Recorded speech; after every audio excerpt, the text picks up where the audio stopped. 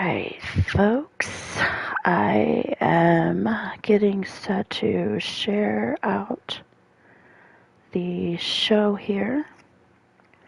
Bear with me while I do so, while I shut my phone off too, so I don't get calls on the live feed. Okay, I got the link. I'm sharing it out.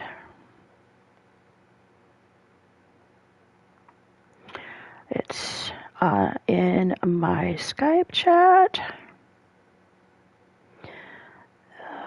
It's in a private chat. I'm heading to the DWS one now. Get off my phone, caller. Oh my goodness. Bear with me here. Still sharing it out. Whoever came in, I didn't see you, but welcome to the show. I am so sorry. DWS and Skype is taken care of. Looks like Lita has already taken care of Twitter. Thank you, my dear. You are always lurking, and I appreciate you. So we will get ready here. Let me get on Discord. Lita will be sharing it out there because unfortunately I'm on my phone. So Lita, if you can get the general chat in Discord, I'd be much appreciated. And I do have Hell's Gate attached to Teams, so it should have already went there as well. Thank you, Alita. I appreciate you. Love you. But that doesn't mean I'm going to be nice to you. Hey, Blaze. Welcome to the show. I love you, my love. Big man, big man. And you sang my song. I appreciate you, Blaze. You're in action later today, so you better just not get comfy. Hello, Violet. I'm just going through the chat here. Hello, Andromeda, my dear. Hello, War. I appreciate you so much for stopping in last night and tonight. Welcome. Hello, LD. Welcome. Violet, welcome. Well, yep, that's right. Blaze has put it in the chat. He will be going going from Team to Discord, I believe, is where he's going totally within a week. So be warned that most of, if not all, companies will be starting to move over to Discord. Hell's Gate Wrestling does have a Teams, but I will warn you right now, Hell's Gate Wrestling will be fully on Discord for probably 99% of the stuff because the channels are so much easier to get a handle of, get a hold of. I'm doing Teams only because that one seems to be, for the private DMs, more conducive to promos. However, I have seen LTD's Discord with promos, and if you do a promo and you do it in pieces, it does work out very well. So there will be a couple of them that might be on Teams only because they're trying to work to get to Discord. But yes, Hell's Gate Wrestling will be totally on Discord. Hello, Whisper. Welcome to the show. War has already deleted Skype, so I may add you privately to Discord if you do have it, or I'm not sure, Violet. I can't say all of this because some things are going to be surprises. Mordrin is in the same boat as you, Blaze. He can't do Teams because actually his work uses Teams primarily, and he doesn't want to confuse the two with work and pleasure. So he, too, in Sacrifice, when Sacrifice is up and running, will be solely on Discord. Brooke Brooklyn Jokum, welcome in, welcome in. So without further delay, we did have some controversial. Mordred, I love you, but you know what? You can be very controversial at times. We had a few endings to a few matches last night. I'm jotting them down from the Skype so I can remember them.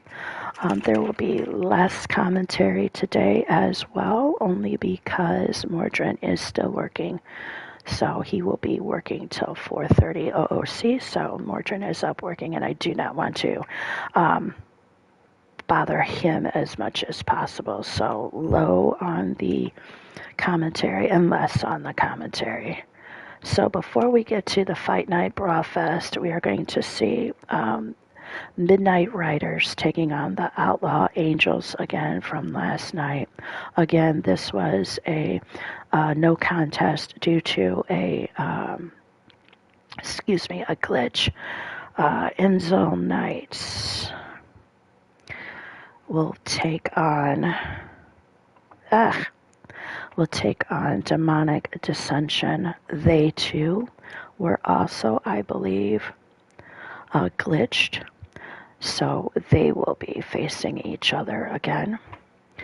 Then we have the Shadowhunters, and yes, last night you did see Killian in there for Leon. Today, however, it will be Leon. I did Kasara only because War was in the chat, and it was going to be his only time to see his god kids, Kasara and Killian, in action. So I put Killian in there so he could see them. Shadowhunters and Mr. Yu and Shulky was a no contest, double count out due to one of them being thrown out of the ring, so I'm redoing their match. Broken Halos was also another double count out due to somebody being thrown out and then glitching. So they will take on YPC again. And another double count out due to somebody being thrown out. We will see Bad Omens, Aiden, and Cinder taking on Ravenclaw. This was a couple's show from last night, redoing from a February pay-per-view that was delayed. So without further ado, we will get with the redo matches, and we will redo them in the Fight Night BrawlFest arena, because I do believe part of the issue last night was actually the arena that was used.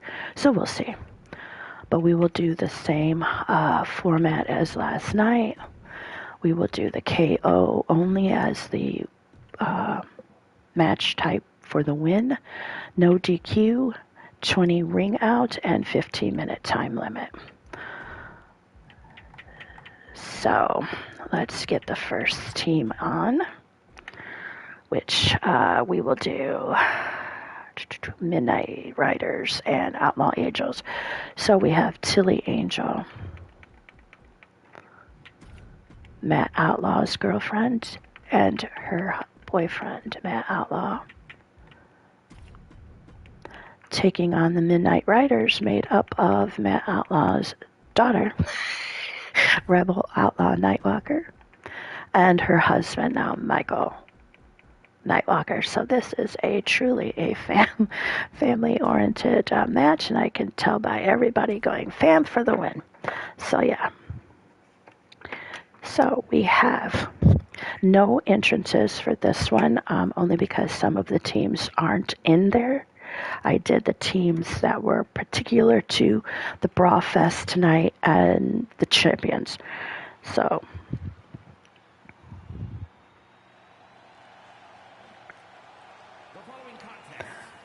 you will see Outlaw Angels. Well, I guess the entrances are on, but they will come out separate.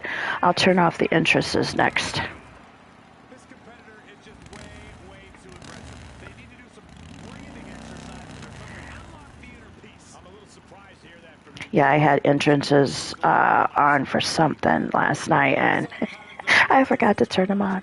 My bad. Sarah and Damien. Shadowhunters. We have Kasara and Leon. Lena, Anska, Carmela. I'm talking to myself. What can I say? Eden Sinner. Sorry, I'm just writing down the teams here so I have them.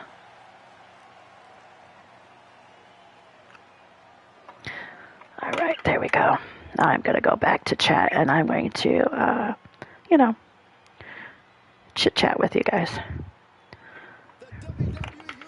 And this is the arena for Fight Night BrawlFest. This is coming to you live from Richmond, Virginia, otherwise known as today, Chinchek City. Because, yes, this is a show dedicated to Mordred Nightwalker. It was established 3 years ago. Yeah, 3 years ago. This is our third year, but 3 years ago it was established as a way to honor Mordred Nightwalker, who was going to be going on hiatus for his health. 2 years. 2 years ago, it became a actual pay-per-view, and now this year we're doing it again. So it was a very big hit. So even though Mordred is back on the roster, it is still going to be in his honor. So just like Boots and Blood Tag Team Classic will be happening later on this year. Again, and yes, Boots and Blood again will be featured in that classic.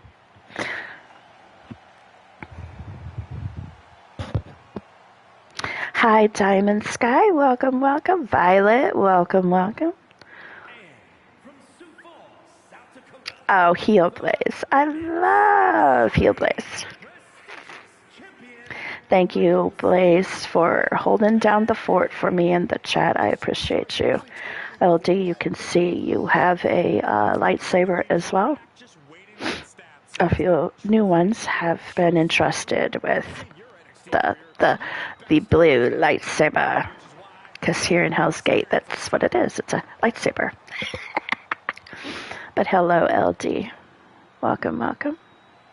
And she is carrying the Dead Man's Hardcore title. She won.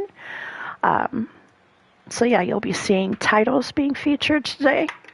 That will be some of them in action later on in the second part of the show. And then there comes her husband, Michael Nightwalker, the second half of Midnight Riders.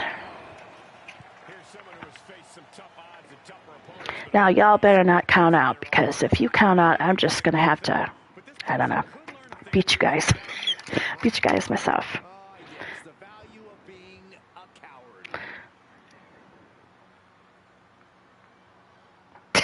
I know, Zerk, I know. I will, hello, Azriel. I'm just going through some people that showed up. Hello, J-Dog. Sup to you. I do realize if you are live, I do apologize. I am off of work. I am working in a public school, so when they have a holiday, I take advantage. So I do apologize, J-Dog and J-Vulture, if you are live over there on ECWE. I apologize. Get over to their channel and open up 2 tabs. I don't want to take away from your viewership, so I will shout you out throughout the show if you are live too. I apologize. So we are getting on with the action. Tilly and Rebels starting us off. And while the action is going, I'm going to mute myself, and I am going to actually shut Mordred's office door, so that way I can do a little bit more commentary, but try to keep it down low so I won't disturb him. I'll be right back, guys. She's starting to tire a little. And yeah, it's about time to heavily consider tagging in that partner. What a blockbuster from the middle rope. Slam with authority. She tagged out, but if you ask me, I think her opponent wanted a break too. Pump kick.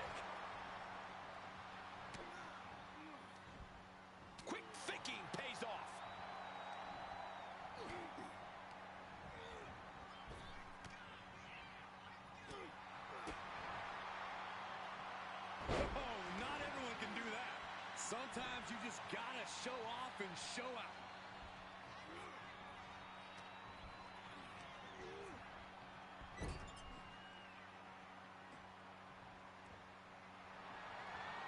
Up in the ante right here.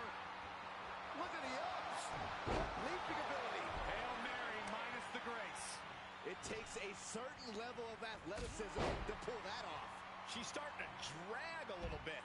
Yeah, this is exactly why constant, frequent tags are so important in a match like this, to keep fresh. Right to the throat. Out of the way in time.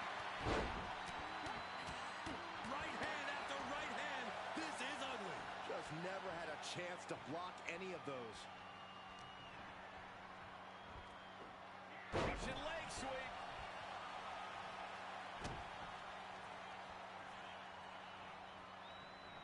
Right on point. And now the tag resets the action as the men get set to do battle. And he's able to counter.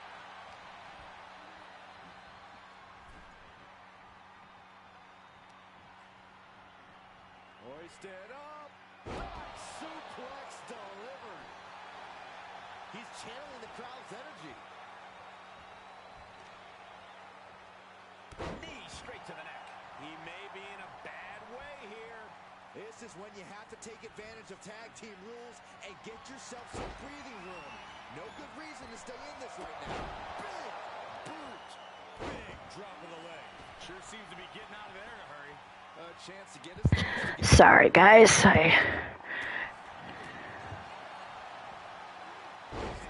Sorry, guys. I stepped out for a minute there. I did fix the door a little bit until the kitties decided we were going to have conniption fits because Mama shut the door. Oh, my goodness. Far be it from me to keep the door closed. So I will continue to keep the commentary down on the low as much as possible. I do get excited. You know this. This could be an issue for me. But...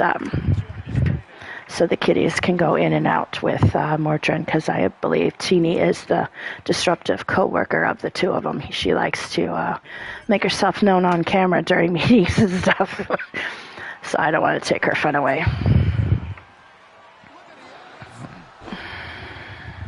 This was supposed to have had the FightNight BrawlFest insignias on them. I did not get a chance to fix it up and take out the Bloody Valentine. I believe, Blaze, I used this from you. I don't know. I can't remember who I borrowed this from, so I give them credit because I didn't do this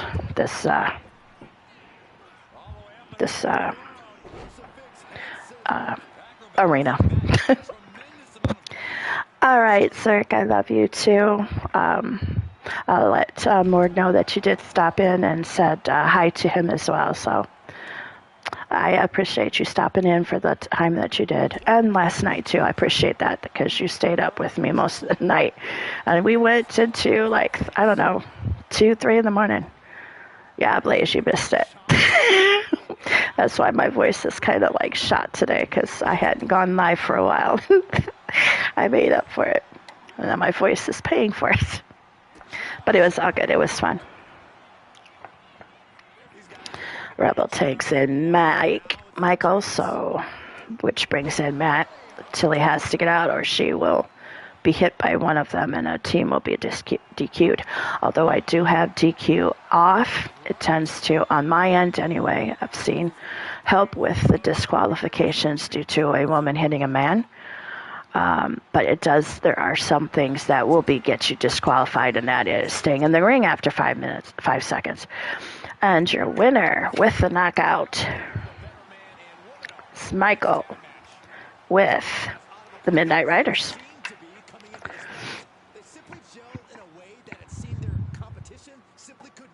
He is, I cannot tell you where he's at, Violet, because again, there are surprises and things coming in the first portion of the show.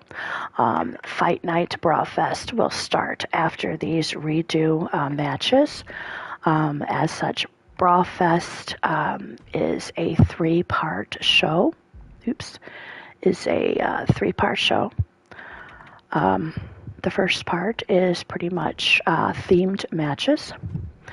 The second portion is made up of all of the title defenses, title cash-ins, and the third and final portions for both women and men are the battle royals to determine the next year's champion cash-in. As will be gone through in a few minutes here. I'm just tying up loose ends from our controversial endings of some glitched out matches last night that I could not fault the two peoples in the matches for, so we're just going to redo them. All right, we're going to have End Zone Knights. They are made up of Liliana Lancaster, formerly Lily Utaker Black, now her husband Riker Lancaster. They are Enzel Knights. Oh, I overshot ours. I am so sorry, Riker. They will be taking on again Demonic Dissension, which is made up of Sarah Richards and her husband Damian Richards. And here you go. Who you got? Place your bets in the chat. So yeah, you will be in action. I just cannot tell you who and how you're going to be involved. But yes, all of the newer members, such as you, Violet, such as Lucian, such as Jack, such as Andromeda, DJ, and Celeste, Angela Utaker, Jay Savage will be in action as well. And Tamira, I will explain a little bit what's going on with that now that you are back. I will get to that when Jay Savage appears. And I don't know if Sky is in action. I don't know if your mom's in action. Yeah, she will be in the Battle Royals for sure. But yes, the Battle Royals ending the Fight Night BrawlFest, which is coming up after these last three matches here. Will 1, 2, 3, 4 matches. Will be an all roster wide men and all roster wide female battle royal. But we will go into that when Fight Night BrawlFest starts. Right now we have Lily. She comes in with 2 belts.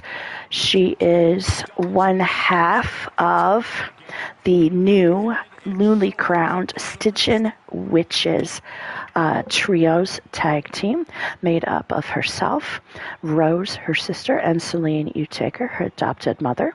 She is also carrying the Boots and Blood trios tag team winning a cash-in belt that was won in the Boots and Blood tag team event.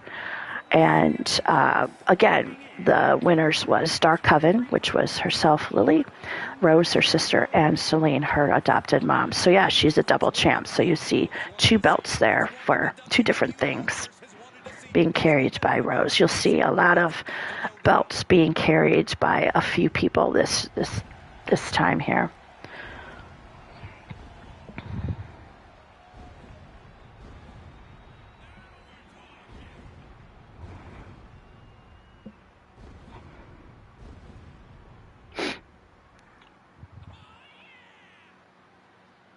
Andromeda is like everybody else. Family for the win. Because Sarah and Damien are her aunt and uncle-in-law. And Rose and Riker are her brother-in-law and sister. So, yeah, family all up in there for poor Andromeda. Poor Andromeda. You're just, yeah. You're going to be doing that a lot today, I have a feeling.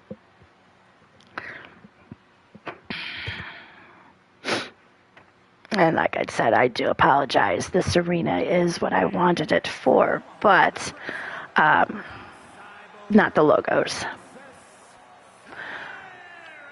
I hear Sarah. She's coming in as one half of Demonic Dissension. I am actually going to forward this entrance so we can get back to the action really quickly. I'll try to remember to take off the entrances. I want to stick with the entrances on because Fight Night BrawlFest will need them for some of the champions, the champion cash-ins and the champion title fights. And the second half of Demonic Dissension will be Damian Richards. And yes, I do apologize, Damian, I'm skipping your entrance. Hello, Faith. Welcome, welcome in.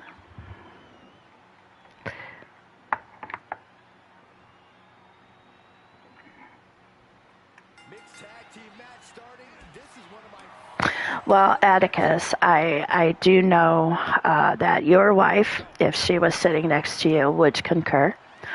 And I do know that Celine and Paul, their adopted father and mother, would say much the same. And as a CEO of a company as well as their grandmama, I and UT can't be any more proud of these two little girls because I'm telling you what, they overcome a lot in their lives, and they've also just took to wrestling like ducks to water, and I can't be any proud of them. I can't be. As their grandmama, I can't. It's amazing to see, and the fact that each of them have wonderful men to be at their side for this is even more special. And yeah, we have Riker on Damien right now. Riker with a slight advantage at this point.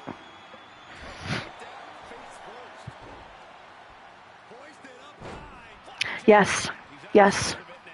And I do admit that the one thing that they were adamant about, and I applaud them for that, is yes, they wanted to be a team, but when it came to the trios, they only wanted their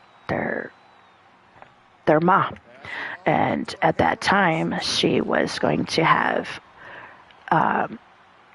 triplet boys. So they waited. They said, nope, we're going to be a trio. Ma, who do you want? And Violet was the one that took over for Celine when she was within the family way, and they took the titles at one point. I can't be any more proud of them. I can't. When push came to shove, they have stepped up and said, nope, we'll do it. They've challenged everybody, whether they were considerably weaker or considerably larger than them. Hell, they've taken on me at one time. I applaud that because you cannot get better unless, one, you take on family because they're the best things to elevate your skill and your knowledge is taking on family because they know you the best. But then they also took on the ESs of the DWS. They took on the legends like Goddess and just went with it, and sometimes walked out with a title, sometimes walked out with a win. Even if they didn't, they held their head and say, you know what, we lost, but you know what, we learned a lot about you along the way. I applaud that. I love that from them. The close of this match is just ahead. Holding on by a thread, maybe even less at this point. She gets the tag. That means her opponent has to leave the ring too. The WWE Universe is... Yes, that trios with Violet stepping in for Celine, and Celine was one of those that Rose and Lily said, hey, we want you to be a part of the decision. And they all three said at the same time, Violet. Who else but Violet? So at one point, the trios wasn't Dark Coven like it is now. It was the Floral Furies. And Violet just ran with it. And while she was with Rose and Lily, that was the best thing that could have happened to her because she learned a lot from a tag team perspective, but also as singly how to handle herself singly, what to do, what not to do. And that was the best thing Violet could have done is, yeah, I'll take her. And Celine took her under her wing and said, helped her along. And I applaud Violet. She has come a long way as well. And Sky, with you and Lita being your teacher and your mentor, you've come a long way from where you started. I can tell. Max Blaylock is another one that's been tutelaged and still is being mentored by Lita very highly.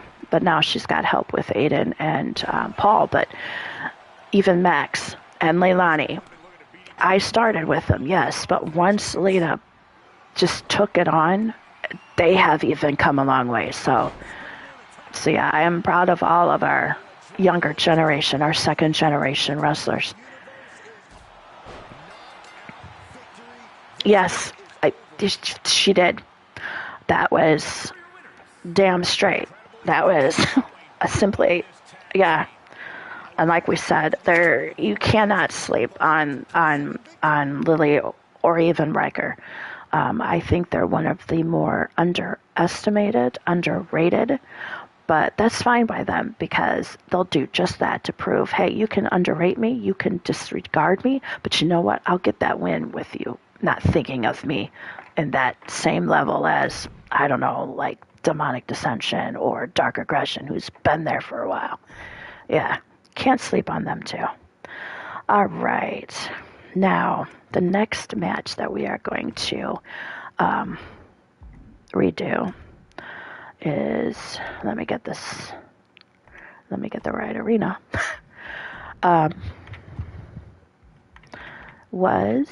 Here it is.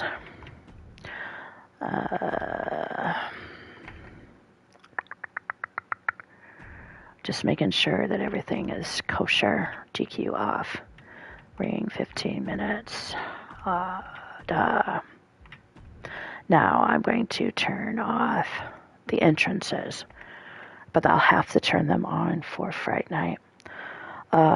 We had Shadow Hunters taking on. Shalky was I was approached by two men that says, nope, we want Shalky part of this, and we're going to be her partner for a couple of the matches, so put Shalky in there. I'm like, all right, guys, who am I to argue with who came to me? The first one that came to me and said he wanted to take the place of Super Nacho for this is, of course, one of Nacho's dearest friends, Mr. U, my husband. So UT will be a Nacho stand-in for this one as they take on a new tag team made up of Kasara U-Taker. I think it was, yeah. Shadow Hunters made up of Kasara U-Taker and Leon Young. All right, so we have Shadow Hunters on the right, Leon and Kasara, and we have Mr. U and Shalky on the left, and he is taking the place of Nacho, which is Shalky's husband, who, if he was still in the company, he would be in this match as a couple.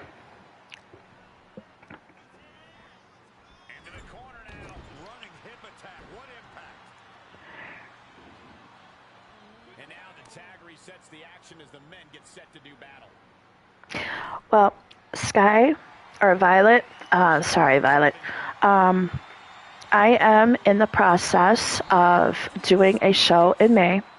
May the 4th be with you, Shalky. DM me that request, Violet, and I will put that on their show. I am retiring, but I'm not retiring. I am going to be staying within limited companies. Hell's Gate here primarily as tag team, trios, tag, and mixed. If CRW and BMWF want to keep me, they are more than welcome to, although I would wish the family be the focal point. Mr. U will not be used in any other companies, but CRW and BMWF, I believe, because he is tag teaming with somebody over there.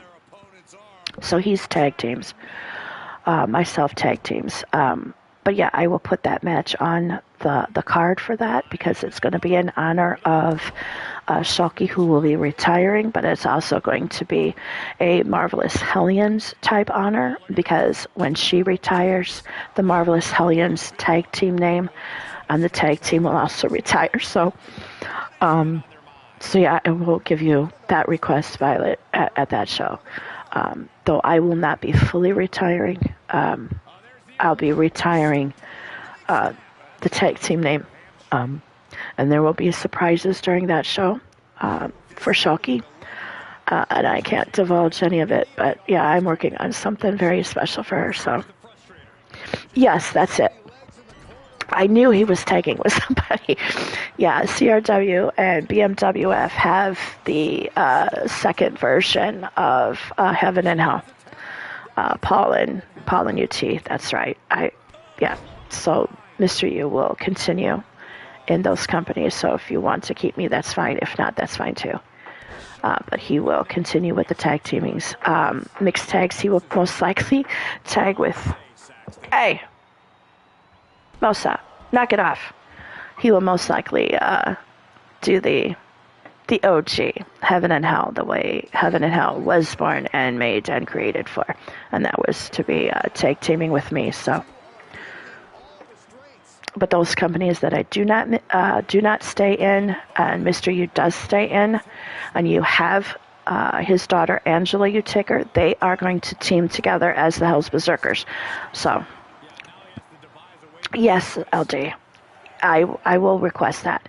I will honor that request. Shalky's making some matches as well. I do know the May 4th pay-per-view is going to be a long show. And that is by design because we are going to be saying goodbye to Shalky retiring. However, I am in talks with Shalky to keep her on the roster in a way. And she loves the idea. She loves the idea for two reasons. It keeps her on the roster, and it gets Gamma House extremely some good showings. We will not discuss a ton of matches now, will we, LD, with Shalky? Me and Shalky are up to zillions upon zillions. She at this point is trying to find other matches to get part of. So there you are, your winners, and rightfully so, because it was Shalky it was Kasara that was thrown out by Shalky.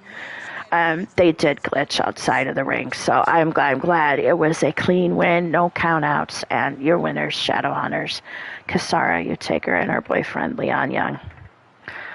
Okay. So now we're going to go with the next one that also had the same kind of issue going on with it. It wasn't so much it was a glitch per se, but it was a glitch that caused a double countout, much like Shadowhunters. This one was also a double countout due to the fact that one of the opponents was thrown out of the ring, and when the other woman went out to get her, when they went to a certain portion of the ring, it was a double countout. They just stood there and I don't know, we had some hoodoo going on last night with at least 3 or 4 matches. And no, it was not Jack. I can divulge it was Jack. Now, I'm not going to say that Jack Bayou was in the hands of the, hey, Bon Jovi, Jack, au revoir, let me do some hoodoo for you to make this. I'm not going to say that. But we did have some serious hoodoo going on last night. So we're going to have Carmella Springhale Uticker and her husband Joshua Uticker in a redo match that seen them pitted against Broken Halos, which is made up of Angelina Devereaux and her husband Asuka Jeff Devereaux. All right, there we go.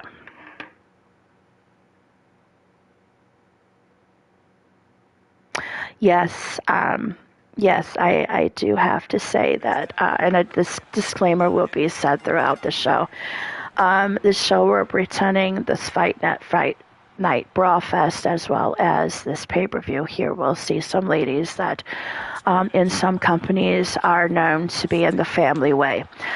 This is because these two were delayed from January and February before they became in the family way. So you will see Violet, you will see Andromeda, you will see Celeste, you will see Maggie May, you will see Rebel, and you will see Celine in action. That is because they already had their babies, and it was before the others had their babies. So, or before they even knew they were in the family way. So. And Atticus is saying the same thing with his disclaimer, the faction action. He was pretty much, and I do feel it. I've been there. Most of his factions were made up with women in the family way. And I said, well, when was this faction war supposed to start? Well, last December. Well, it kept being delayed, and I'm like, well, those that are in the family way now, they weren't back then. They weren't even married yet. They weren't even thinking about that yet. So why can't it be like pretending that we're bringing it back into delayed section? So I helped him work it out. I appeased his anxiety because I had been there before. My last faction games where Fuck's Sake Sync took the crown, I had lots gone. I'm like, if I take y'all out, what am I going to do? So I kept delaying the faction games till later in the year than I wanted to be able to bring them. He could not. It would just further delay his whole thindig. So we worked it out. I gave him an idea, and he worked with it. He's running with it. So, and it's worked very well for him, and it's working very well for me. But going forward, in this month, we are doing the Jack Bayou tribute show, Brawl in the Bayou again. This will be the 5th year it will be taking place. 4th year officially, but 5th year. It will be live, and I will straight up now apologize for any emotions that could run on this 27th.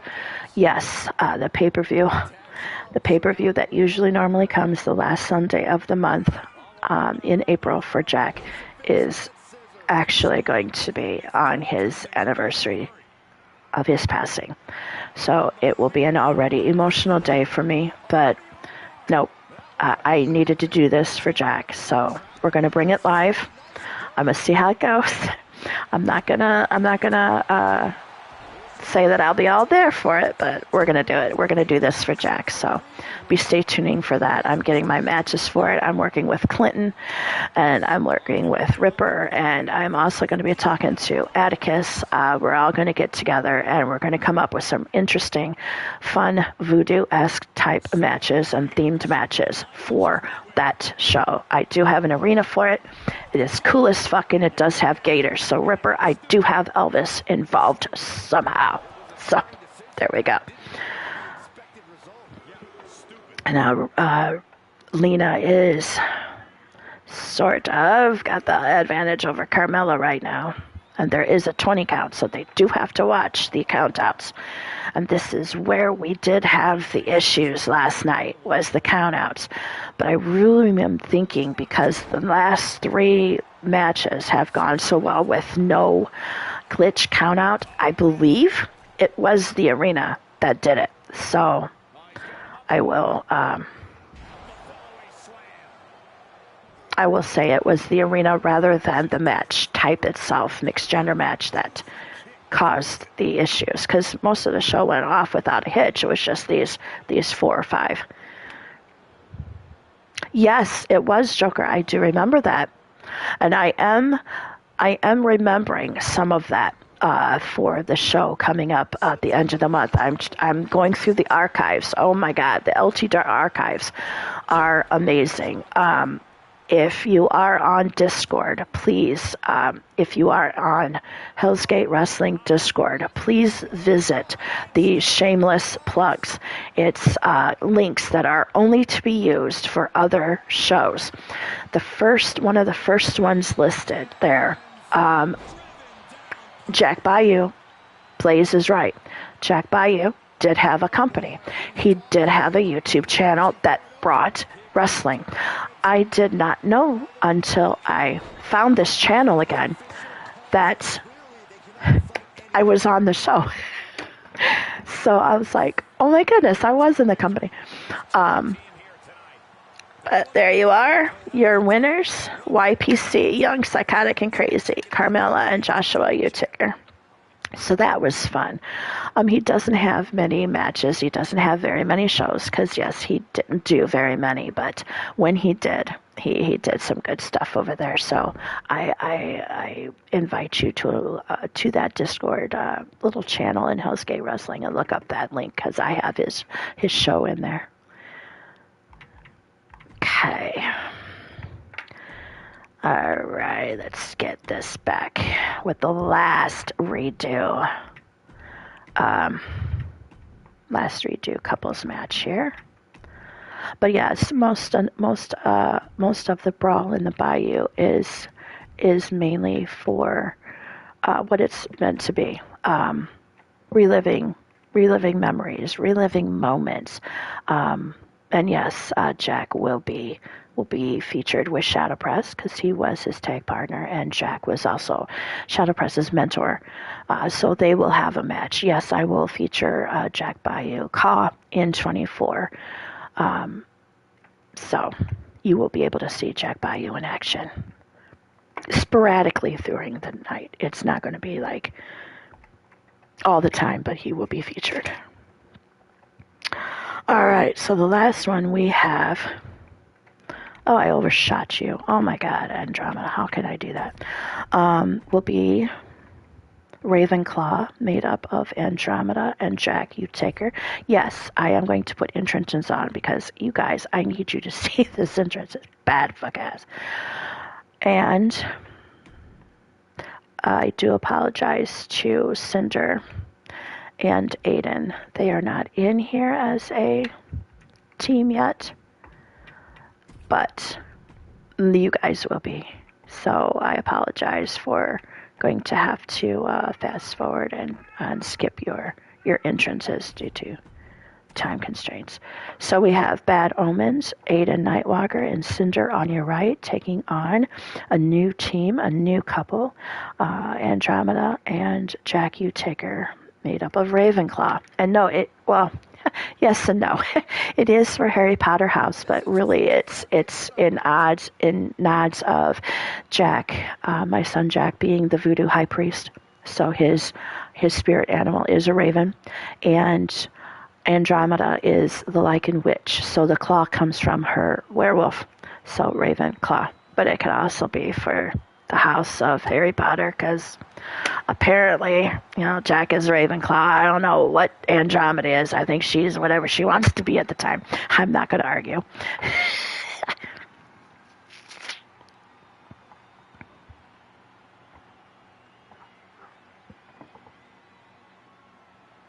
Schmaticus, Blaze, you are I love you so much. Hi, Tiffany. Welcome. You too, my dear, will be, I believe, in action, if not just in the Battle Royal somewhere else, too.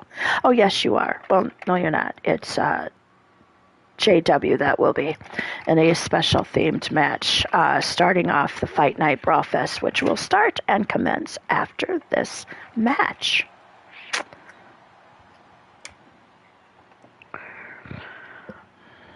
And I do want to say congratulations to you and JW again on your wedding and on Valentine's Day.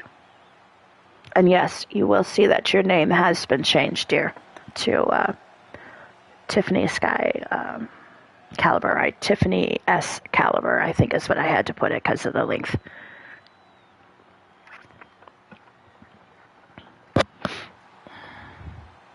And there is Ravenclaw.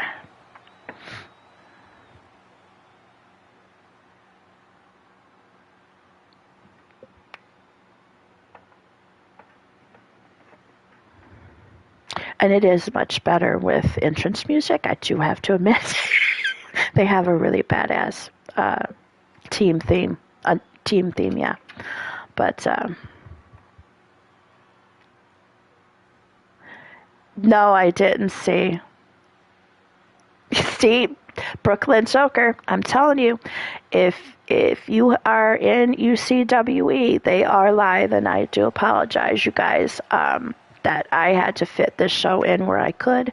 I have a holiday from my work at a school, so I took the opportunity. But if you can have two tabs open and you are in UCWE with J Dog and J Vulture, please go over there and show them some love. If you can, say hashtag HGW says hey, hi. So, Blaze is lurking, I know. But enough with the WWE. We are in hell. So, as such, we are going to do health stuff. And here he comes. I'm sorry, Aiden. I'm truly sorry, Aiden. I'm gonna skip your entrance, dude. I know you. I know. I'll hear it from your father too later, I'm sure. But we're gonna have the ladies starting off with Cinder and Andromeda. Mixed tag match underway. This is going to be fun. Hooked up. Fisherman suplex. She saw that one coming. And of course, Andromeda is right now got the advantage over Cinder, Oh, there's the old. Oh, that hurts. which is Yeah, this is Aiden's girlfriend, and Aiden is Cinder's mine. like this to keep fresh. That's how she wants it to be said. That's how I'm going to say it. Jack taking on his brother by proxy, but they all call him Uncle Aiden, so we're not going to argue.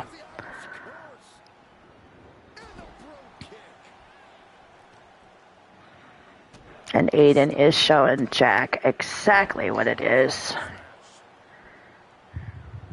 and how it is. Jack right now is being mentored by Shadow Press, so with him being a voodoo high priest, he accepted that invitation. So it's kind of like a full circle for Shadow Press. So An inverted atomic drop. Very nice.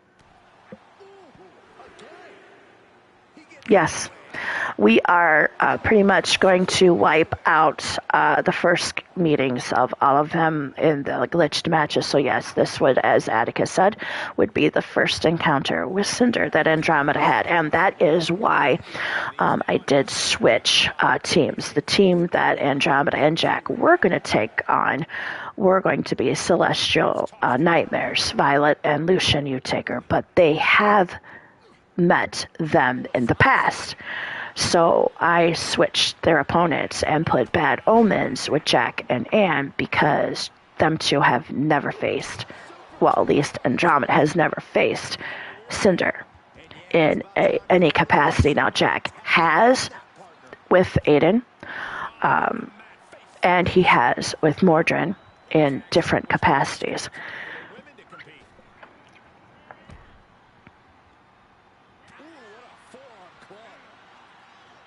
Yeah, I love that for her too. Leilani is also one that has been pretty much kind of staying close to the three of them. And she does that with Celeste. And I do think it's something in part of Shadow Press and Jack and their connection for Maggie, but it's also Jack and DJ are new members of the Death Ride. So as such, of course, Max being the leader will step up in.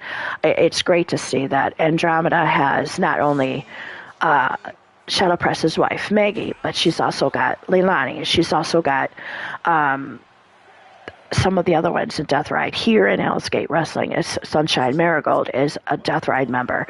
She's got Karma, which is a new Death Ride member, and Demonia, which is another new Death Ride member. So she's got all these great people that have been in the business a little bit longer, but still newer to get things from. But then she's also got the vets like the Masons, the Maxes, the Drums, all of them are just, she's just blossoming, and I love to see it for her.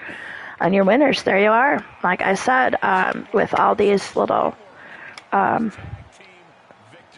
knowledges they're gaining, Ravenclaw took the win from Bad Omens, and I'm pretty sure Aiden and Mordrin are not going to be upset about this because, yeah,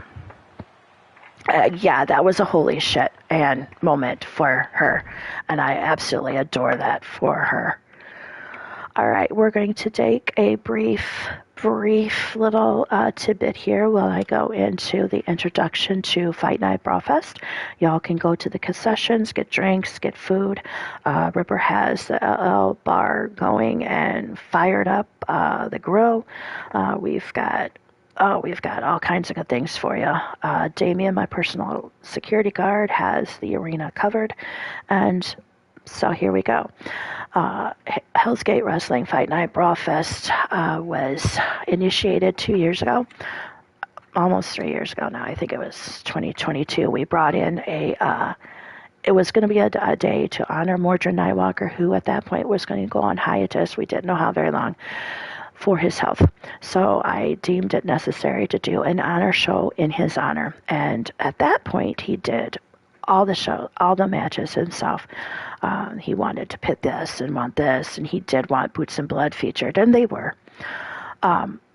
It has evolved into themed matches that you would find Mordrin at either at a most likely a U-Taker gathering. Somehow, some way, these would all come into play. That is the first portion of the show, which will be themed matches. Yeah, they will take on a theme. And I can't tell you right now what they are, but they are themed, and you will understand exactly what the hell is going on when you hear them. The second portion of the show, I have changed it up a bit. Instead of the KO brawls that were making up for them, because Boots and Blood, because Mordrin himself in particular was so highly decorated, so had all kinds of accomplishments and achievements, the second portion of the show will be centering on all of the current champions taking on their number one contenders. And I will go into that, how I made the number one contenders a little bit more in detail when we get to that. But it's all the cash-ins of the year-long hold-on titles. And then the third portion of the show is the only thing that will stay the same from the last 2 years, and that is an all-roster men and all-roster female battle royal. The men's belt will be for the I'm not an asshole, I'm a bastard, which is a famous quote that Mordrin has made famous. Their battle royal, JW Caliber won last year. He has vacated his title from last year. It is vacated. He will enter the first 30 or 20-man Rumble at number 30. He will enter the first Royal Rumble, or Battle Royal, at number 30. The women's all-roster Battle Royal is, he used the fucking barricade. Now, I do not have to go into any detail as to why that is Mordrin's famous quote, and I really at this point don't have to really say it was involving Anska picking up a barricade and using it as a fucking weapon on his father, Ghazi. Yes, he did do that. He used the fucking barricade. That is the women's belt. Miss Discreet was the champion last year of the Battle Royal. Yes, she relinquished her title today to me before, right in this little information, they put their titles on the table. She is going to enter the first women's Battle Royal at number 30 as well. Now, the change is the winners from this year will not only hold the belt till next year and do the same thing as JW and Miss Discreet did this year, But their titles also allow them to cash in on the current men's champion, Demon's World, and the women's world, Fallen Angel champion. Now, when the title comes into play, we'll see how really fucky too fucky that becomes for Shadow Press today. Somebody placed the title on my desk and reminded me who won the first Battle Royal. And now that the rules have changed, has found the loophole to do the first cash-in. Because honestly, he didn't get the first cash-in the first time. You'll see who Shadow Press's first number one contender will be later in the second portion of the show. All right, so let's get started with the first themed match for today. It is going to be a triple tagiaco, and I'm thinking I hope I have, a triple tagiaco. All right, we are going to do, of course, we're going to keep with the KO theme. So we're going to do the triple tagiaco KO elimination tornado tag. We are going to bring it from the FightNight BrawlFest arena in Norfolk, Virginia, or Richmond, Virginia, which is today going to be considered Chincheck City. Yes, because it's for Mordred. It looks like everything is copacetic on that. So let's get the teams entered, shall we? The first team in here is, and the theme match is Turkey Leg Saber War. Thank you, Clinton. This is some people that would fight for the last turkey leg. These are the women. So we have first Hellfire and Brimstone, which is Karma and Angelina.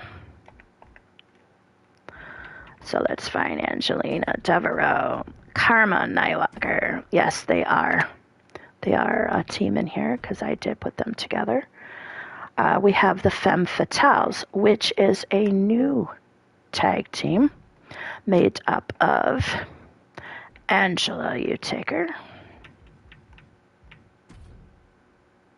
Yeah, would be you. And Celeste Utaker.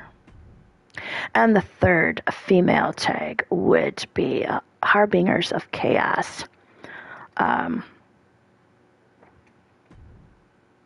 I gotta check the teammate of this one though, because I don't remember her being Scarlett being that woman's tag partner. Maybe I did, because I didn't have anybody for them. Yeah, all right. The Harbingers of Chaos, I do have it correctly, is the best friend of Angelita Matthews. That is Scarlett. And she is teaming with Andromeda Black, because I figured, hey, dark and dark, let's go. So, in the Turkey Leg Saber War, we have on the left, we have Femme Fatales, Celeste, and Angela Utaker, which is a new team. We have Hellfire and Brimstone, Karma, and Lena. And then we have on your far right, Harbingers of Chaos, Scarlett, which is Lita's bestie, and Booze and her Boo Jester's fiance, as well as Andromeda Black. And I'm going to keep on the entrances. I think I have them off. Oh, dog it. Oh, well. Time constraint, it might be a best thing. Triple Tagiaco, and thank you, Blaze, for that idea. Love you, my guy. Love you. See, it says Hershey, Pennsylvania, but I have not yet actually fixed anything of this arena. Violet, who would your... do you really have to ask me who your tag team... Oh, yeah, tag team. I thought you said mixed tag. I'm like, really? You have to ask me who your mixed tag partner is? Violet, you just need to. I believe you are tagging with your mother.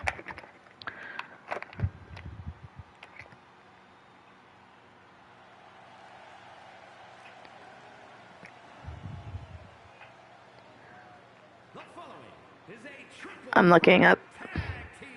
I'm looking that up for you, Violet. I'm pretty sure it's your mother. Yes. Diamond Amethyst. You and your mother. I know it makes me want to do Chinese with a little bit of tacos, like Chinese tacos. I mean, this is just Ripper. You're working the bar. Let's do this. But you can see Karma wearing the female Deadman Hardcore title. She's won. That's another of the titles that is made, and she is the champion Deadman Hardcore title, which Ripper is the male hardcore, Deadman Hardcore. They will be in action later, and it was a KO brawl match, but as the game continues to keep the casket match as a viable match to do, the casket matches will only be for title defenses of the Deadman title, just because of the theme and the nature of them. This was UT's idea. Me and him are huge Undertaker fans, and we wanted to make the hardcore title a little bit different, a little bit unique, so we made it and called it the Deadman. Yes, it has Undertaker's theme and likeness on it. You will see if you blow it up. We have caskets on the belt itself, and Undertaker's likeness on the belt face. And then the type of match will be the casket match, because they don't have a graveyard match. They really do. They need to bring that brawl area back, and I will make that back as a KO brawl, but in the graveyard. But until they do that. And then the last team will be, I believe, coming out separately, because I do not have Scarlett and Anne together, so I will be skipping the Harbingers of Chaos's entrance here, just because they are not coming out together. So there's Scarlett, Jester's fiance, and Lita's bestie, and her partner Andromeda Black. And Andromeda, if you don't like your partner, please let me know. But Lita thought you would, and she would appreciate the tagging of you guys, because you do have the same type of theme, you do have the same type of character, the same type of persona, so I thought it was a perfect fit too. So I know you are. I know you do. I just read that long. Your trios, you are in a trios, but at this point I don't remember your trio partner. But you are called Diamonds in the Rough. That I do know for your trios. You and your mother, and I can't remember the other woman with you. And I'm going to just skip hers because I'm sorry, Anne, I love you, but that's an ungodly long. I want to say it was Violet. I want to say it was.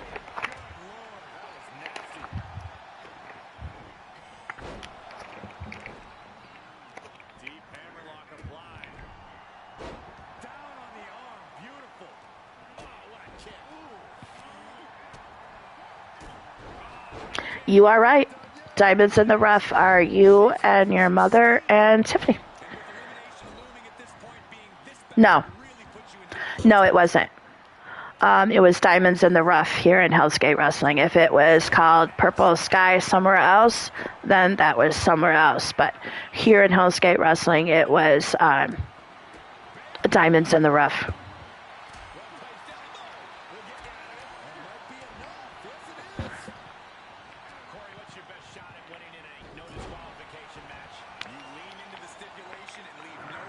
And we've got, looks like Scarlett with Lena, Celeste outside of the ring recovering, Angela in the corner recovering. No, wait. That ain't Scarlett. Now Scarlett and Andromeda are now on Karma, with Celeste coming in on Scarlett. Both teams are still full force.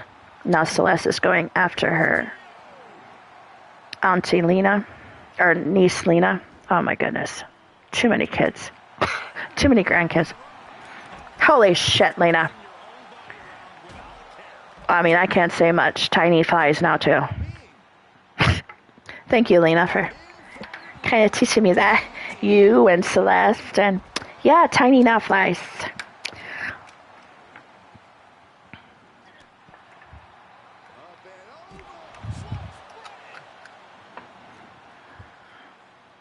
No, Lena is with Scarlet.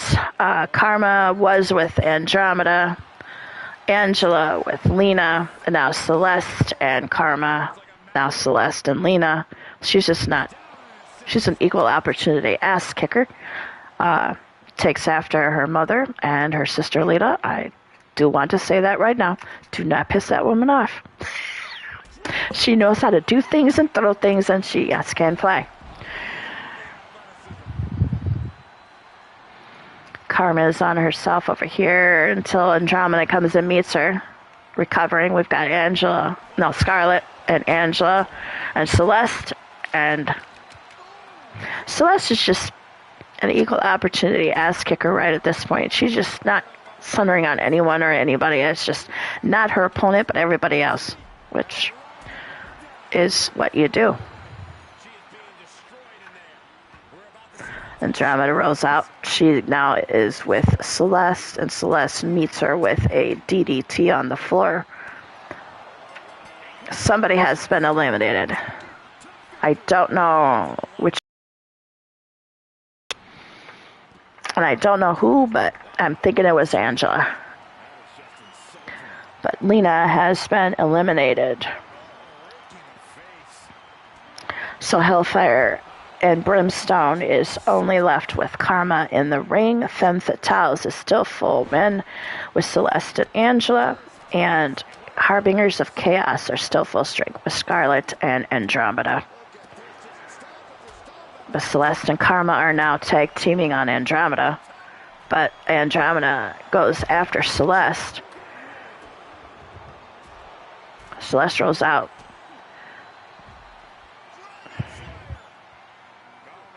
Now, Andromeda has Celeste in a submission, but it's no tape out.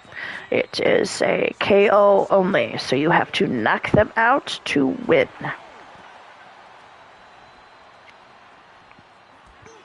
Keeping with the theme of the chin check, which is a knockout move of Mordrin. Andromeda with Karma. We've got Celeste recovering, and we've got Angela and Scarlet in the ring at this point. And tries to get a hockey stick, but has Celeste on her back, just beating the hell out of her. And Celeste plants Andromeda in the turnbuckle for good measure and it looks like Angela has now eliminated Scarlet, so Harbingers of Chaos are down to Andromeda. Hellfire and Brimstone are down to Karma. And Femme Fatale, Celeste, and Angela are the team still at full strength. Yes, Joker. Celeste, you take her. Angela, you take her. Andromeda Black. Violet, you take her. Lucian, you take her. Jack, you take her. And DJ Springhill are all the newer ones. I did acquisition Jay Savage, so he is also new. And Andromeda has been eliminated by Angela, so Harbingers of Chaos are totally... no, they're not. Celeste was eliminated. Sorry about that. So we have Karma and Angela in the ring. Andromeda is still in the match. Okay, so... the only ones totally... so no team has been eliminated yet. I thought Andromeda had been eliminated at one point, and I do apologize that she was not. So Scarlet, Celeste, and Lena have all been eliminated. Karma for Hellfire and Brimstone, Andromeda for Harbingers of Chaos, and Angela for Femme Fatales are still in there. So this is still a family-oriented match here still. Karma is the niece of Angela, and Andromeda is the sister-in-law to Angela. So we have sisters and niece in here, which Karma is not not a stranger to. She has faced Lena in matches, and her mother, and her grandmother, and her aunts, Katie and Cassie, many times. So, which will win here? The vet or the up-and-comer? Because Angela and Andromeda are both new to the company, so. But they all three are second gen. If you really want to be particular, Karma is a third gen. Because Lita is her mother, which is my daughter, and now Karma. So she would be a third gen wrestler facing second gens. That's a little surprising, no? Hi, Logan Windsor. Welcome to the show, hun. I am still deciding, still getting numbers, but Logan, you are on the list of those I want to bring in still. So we will see. And it looks like Hellfire and Brimstone with Karma at the end, taking the win. But yes, I do have you on the list, Logan. So I am still getting confirmations back from the men. I do have at least one woman open, maybe 3. I'm not sure. But I will get a hold of you if I do have a spot for you, Logan. I do have you, and I will reach out to you, I promise. Okay, this next theme match is I Spiked the Eggnog. Celeste, I swear to God, Lita is your source for all CNK, and you are the source then of DJs, and they're okay, y'all. DJ and Celeste are the CNK pranksters, as Lita and Chance had been, but these two motherfuckers get it to a whole new fucking level, okay? Just saying. So, this is an elimination chamber. Oh, good lord. 1, 2, 3, 4, 5, 6 superstars in an elimination chamber. Carson elimination chamber. Of course, it's not going to be able to change the arena, so I apologize. Just pretend we're still in the BrawlFest. The BrawlFest arena. So we're going to the instigator in here first, okay? We're just doing this. Celeste, who, yes, apparently has spiked the eggnog. Yes, you're all of your sister. I'm like, just let me know. Just letting you know. And then we have Angela, because, of course, you know, she's probably the first one to actually drink the eggnog that's spiked. Then, of course, we have Andromeda, because why not? Because she is another prankster. And then we have Lita Matthews, who is most likely the freaking source of all this shenanigans. So we're going to put her in there, because, you know, she's being the vice president and the CEO and all that sort of thing for CNK. She's got to be part of this whole thing. Then we have, of course, we have the other instigator. We have my daughter-in-law, Carmela, in here, because why not? Because, you know, where there's shenanigans, there has to be, she has to be involved somewhere. So we got Carmela Springheel, you take her, because Joshua would be like, where is she not? And Kasara, bless you, my love. You are the only one here with a level head that is trying to keep all these shenanigators in line. Now, will Kasara win? I have no idea. But to me, honestly, I think Kasara is dipping into the eggnog a little bit too, because she is silently liking it. So here we go. The shenanigans commence. And we're not going to have entrances for this one because it'll take too long. So, the Elimination Chamber, I spiked the eggnog. Celeste did it. So all the way on the right. She is the prankster. Don't worry, DJ. You will have your moment to shine. All right, you six decide. Thank you, Logan, for the share out and the shout out. I appreciate it, dude. I appreciate it.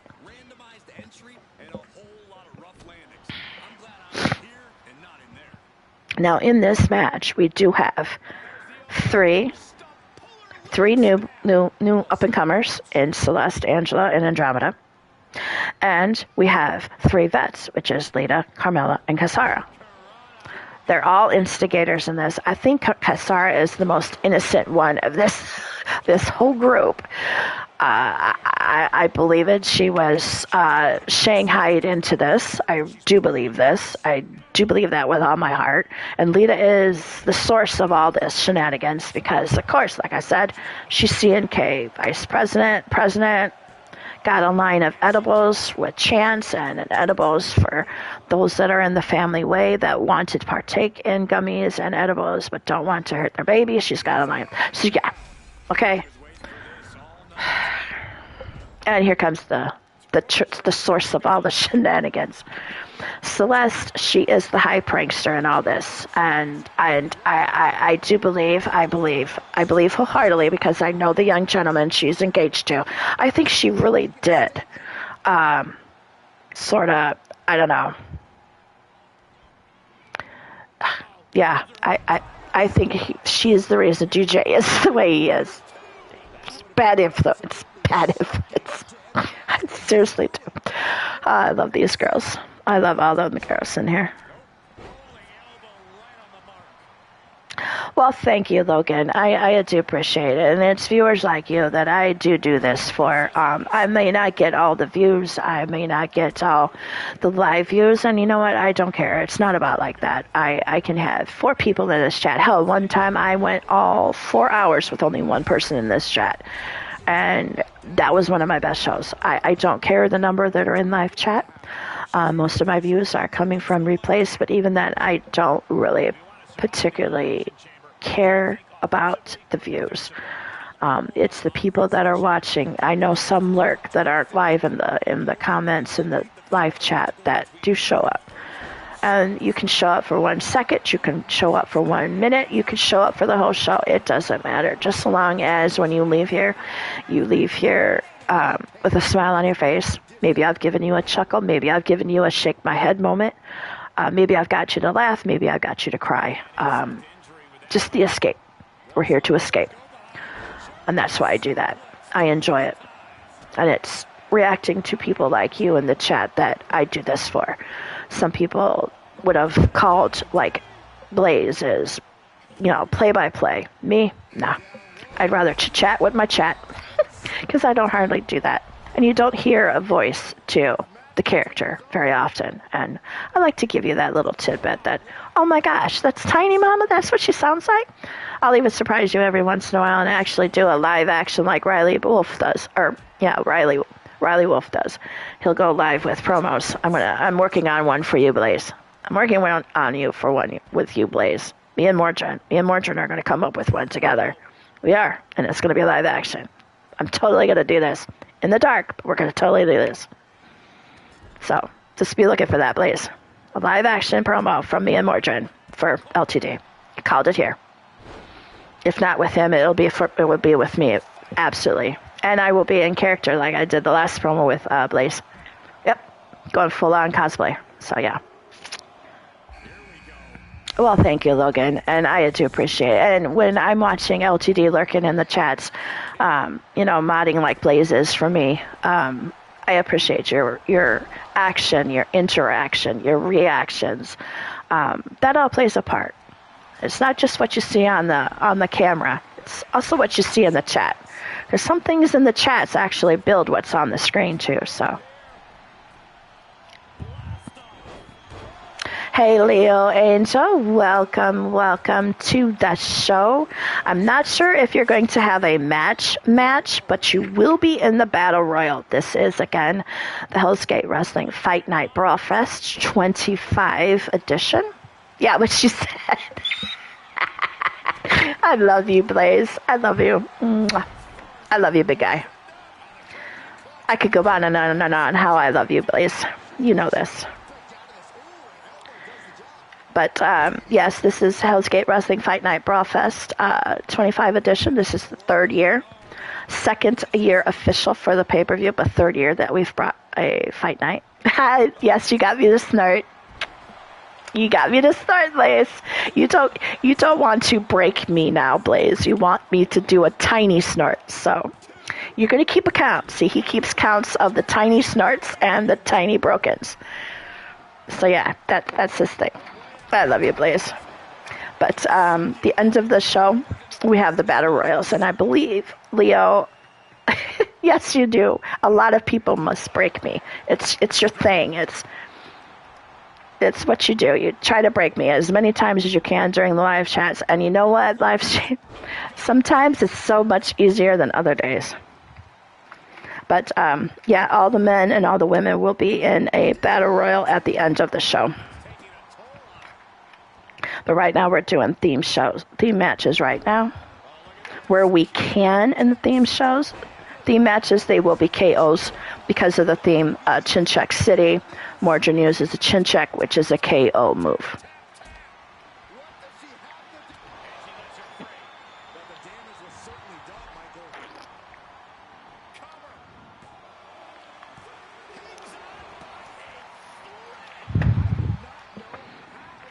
Lita is with Carmella right now, and Celeste is with Kasara. It looks like Andromeda was eliminated. And Angela had been eliminated, and I do apologize for chit-chatting. Like I said, I pay attention to chit-chattings rather than the action in the ring, which maybe I should do more of, but I like talking to you guys. I don't get to very often. And I will say for all of you, please watch the show from last night, the pay-per-view delayed for Valentine's Day, the couple show, because we had a super Nacho sighting. Yes, we did. Nacho showed up for a few, so that was highly entertaining and nice to see him. So.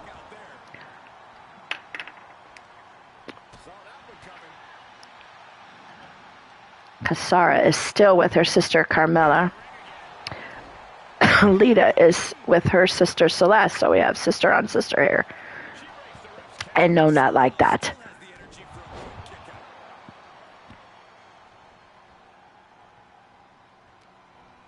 She's hooked up.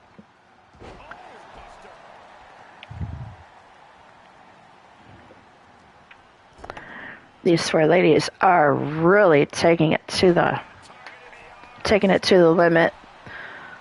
But I wouldn't have Carmella and Lita doing any other different, because that's what they do. Yes, Kasara is newer, but she is quite the mini-me in many, many ways. And Celeste was just eliminated by her older sister, Lita. But very good. This, I believe, is one of her first elimination chambers, and to be the last four in the ring says a lot. So her being with DJ and Jack over there with the Death Ride faction and camp, and hanging out with Maggie has even worked for her as well. So.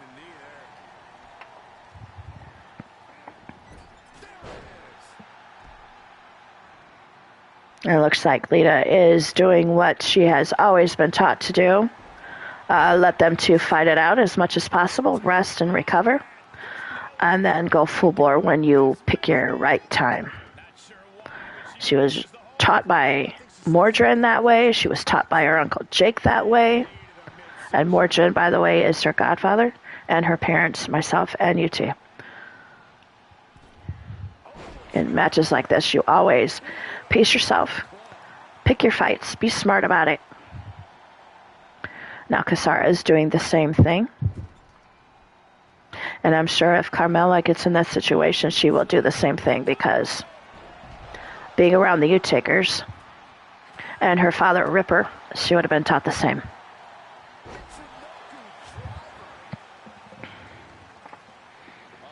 And this is a match in itself as well. This is a long elimination chamber, and I love to see it. I think my record for the longest show is 5 hours. All right, well, Mordred gets off OC at 4:30. So let's see how long we can go, so he can at least see some of his pay-per-view. So ladies, keep going, keep going.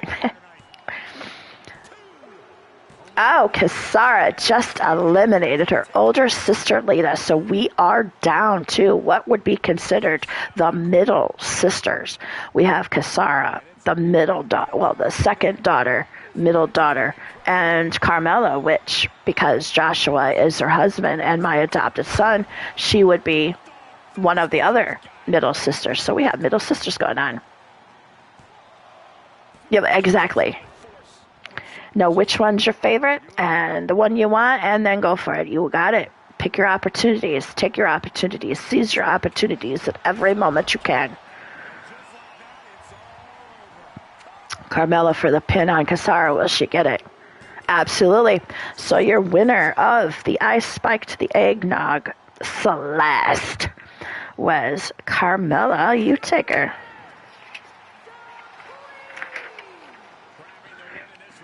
Now, the next match is self-explanatory. Jeff, welcome to the show. And Liam and Angela, you are two such dears. Jeff, you won't have to worry about your little kiddos here. They'll be just fine up here with me. You can just do you with Lita. We'll be just fine. This next match now, y'all, does not need any kind of introduction at all whatsoever, but I will for all you new guys. We need three-way KO. Extreme Rules. Okay, this match is just entitled She Fell into the Rose Bush. Now, any gathering that we have on the manor, poor freaking Shocky, somehow, except for last Christmas, and that was because Celine saved her, Shocky always ends up in the rose bush. Absolutely, the rose bush is out front. She always ends up in them. Either somebody gets thrown out the front door, she's coming in, and she lands in the rose bush. ES takes her and puts her in the rose bush. Somehow, some way, poor Shocky gets landed in the rose bush. So, this match is She Fell into the Rose Bush. Now, the ones that have been the most people to put Shocky into the rose bush are my grandsons. But my grandsons, and they don't mean it, but they end up doing it anyway. But of the women, the one that loves to put my poor soul sis in the rose bush the most and loves to laugh about it is Evil Shocky. So we're going to put Evil Shocky in there. Now, I don't know how. I don't know why. I'm not even going to ask. But the last one before she didn't get to it in Christmas and November of Thanksgiving, it was pneumonia that put her in the rose bush. Not freaking once, not freaking twice, but this bitch put my soul sis in the rose bush at least 4 times. Now, this was either intentional or unintentional, but still, she had Shocky get put in the fucking rose bush. So, we have ES, we have Shocky, we have pneumonia in the She Fell in the Rose Bush match. Shocky, I love you, soul sis. I'm so sorry about this, but she's gonna love the hell out of this, though. Yes, I know they've been wanting Grandmama time, so I'm going to give them Grandmama. And you know what? For you guys, don't worry about after the show. Me and UT have them all night, so we'll bring them back tomorrow sometime. But you and Lita have a nice, enjoy your night. You enjoy your whole day. We'll have him. We'll take him.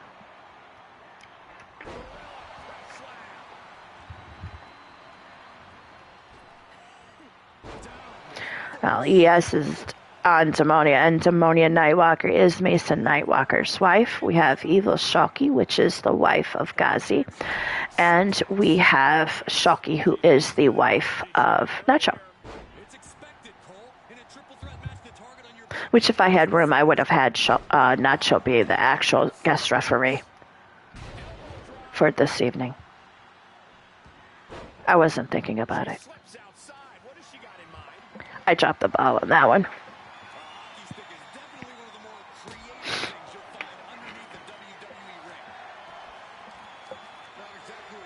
Handshake. Hi, Jake.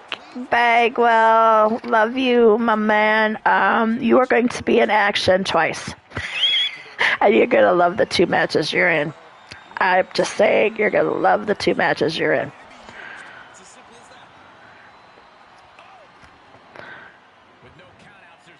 Hey, Tempo Plays, welcome to the show. And like I have been shouting out, if you are in UCWE or if you're not, you want to see some other wrestling action over on UCWE, brought to you by Inanimate J-Dog, as well as his co-partner, Jay Vulture. Please go to UCWE chat right now and the channel. They are live, or they were still live. Shout out and send them some love. Keep 2 tabs open. And when you do visit UCWE, put in the hashtag HGW says hi guys. Love you.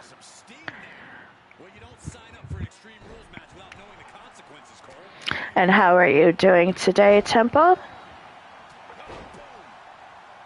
And Jake, you will fight me. You will be in action more than twice. You will be in action 3 times. And Jake, you're going to love the 3rd one that you're in. I specifically put it together myself. So, enjoy that one. I'm pretty sure, except for the Battle Royal, of course, that you're in, you will have 3 matches.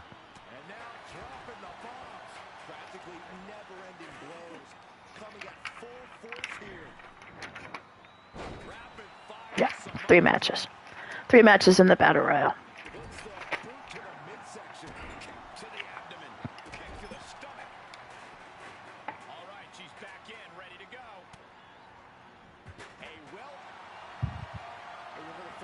And of course, Shoki and Demonia are right now going after each other like they would. Shoki, I am so proud of her. This is why I'm devising a way to keep her on the roster in a creative way. She's loving the hell out of it. She is going to be, well, I can't divulge it, but she has taken Demonia under her wing, being Mason's wife, and Mason and Shoki, the Jungle Gym thing. They've been close to all my grandsons and great grandkids. She's the one that boosts them up, sees something that's not right with what they're doing, takes them to the side and says, "Hey, come to the Gamma House. I'll work with you on it."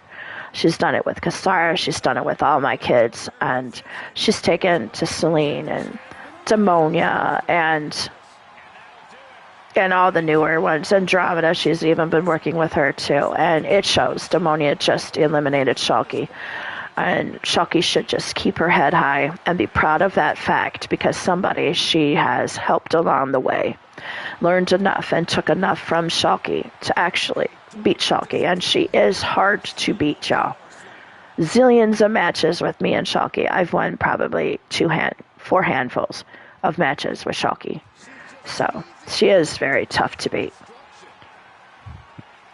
So it's now down to ES, which is Celine's adopted mother, and Demonia.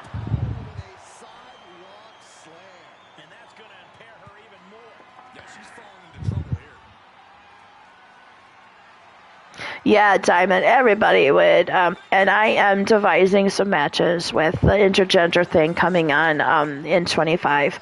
It's going to be very interesting and very exciting. And I did kind of bring this up last night with the mixed tag teams.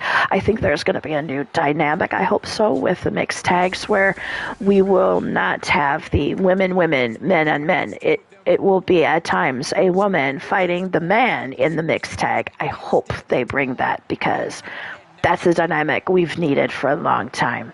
So your winner is ES. All right, the next match is an eight-man.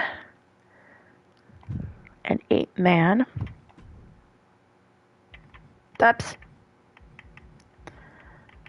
8-man. It's going to be a battle royal. It's going to be in the FightNight BrawlFest. Yes, thank you.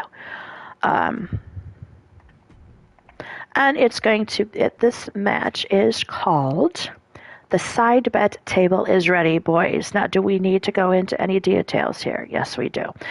All right, every gathering that is at the U-Takers or the Nightwalkers estates, there is always bets going. I mean, they walk in the door and the bet table comes up. Any bet at all. Ripper and Mordred, take your money. Okay? Now, the ones that seem to do the most bettings are in this match.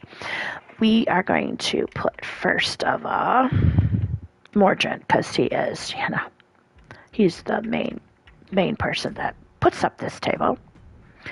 And the second, his little compatriot of shenanigans and all things betting, is Ripper Spring-Eel. Okay, now, the first one that usually does the most betting, and the one that actually ends up actually losing his ass in these bets, is Mordred's son, Aiden. The next one that loves to now pick up the bets is J.W. Caliber. Now, he's been running away with a lot of money lately. So he's been really doing his homework on a lot of people. The next one that comes in mind when they do bets is, Max Blaylock, okay? It used to be Drum, then Max. No, Max has overtaken this. Now, he loves to just bet on bets. I don't know how that little shit hasn't lost all his shit yet, but he hasn't. And the one that's tied with him for the most bets is, of course, like I said, Drum Monkey. And why wouldn't it be? Because... Lita's bro and Chance's bro. I mean, why wouldn't he? All right, and then the next one that comes into mind. Okay, this man, I swear to God, I love him to pieces. Matt Storm. Now, he comes up with some good-ass bets, and if there's not a bet, he will make the bet be a bet, okay? Whatever's going on, he'll make it a bet. And the last one that's now making a lot of bets is Atticus Black. So, these 8 men are going to fight it out. The side bet table is ready, boys. These 8 will always be at the side bet. Make it bets or take it bets. Have fun with this. I know, Jeff, that was amazing, night 1 and 2. And again, I will say here, no spoils at all of night 1 and 2. Some people have yet to see it. Some people want to see it again and see what they missed. So please, no spoilers. But yes, night 1 and night 2 were absolutely amazing. However, the main event for night 2, I'm livid. Just leave it at that. But yes, with the intergender coming in, Sky, I am going to keep the mixed tag. The mixed tag will still be the mixed tag, but it will be within the intergender division. And I am leaving it up to the individuals here on the roster if you do want to fight in an intergender capacity. So there may be an intergender championship where it will pit men and women in the championships. I have yet to figure out how I want to do that. I'm going to talk to some other people who are going to have an intergender division and see what they're going to do. And then I'm going to take the best parts of everybody's and and come up with something. To the face. Big one. He went right into that turnbuckle. I might do a Extreme Rules title, and that would be the intergender, where men and female could take part in it. That might be what I'll do, because there's a lot of females that love the hardcore. There's a lot of men that love the hardcore. And some, when they pick matches, always tend to gravitate to the Extreme Rules, the no fucks given, balls to the wall, no countouts. I might just do that, an Extreme Rules title, and the men and the women fight for it. So far, there have been no eliminations yet. Drum is got Atticus in a submission, though. But this is a battle royal, so it's over the top rope. Now Aiden, of course, is being pounced by his father. Now Mordrin's got Atticus. We've got Mordrin with Matt. Excuse me. We've got JW with Max, which are the two outlaws from Texas. Stands to reason. We've got Ripper and Atticus, Drum and Storm, and now Aiden and Drum. And all these opponents are not strangers to each other, which is a good thing. Atticus and Ripper have been a tag team at one point. Max and Drum are in Death Ride as a trio. We've got, JW and Aiden and Matt and Mordrin fights are just been epic. So, yeah, this will be interesting. Very interesting match indeed. And I'm kind of happy I put these guys together in one.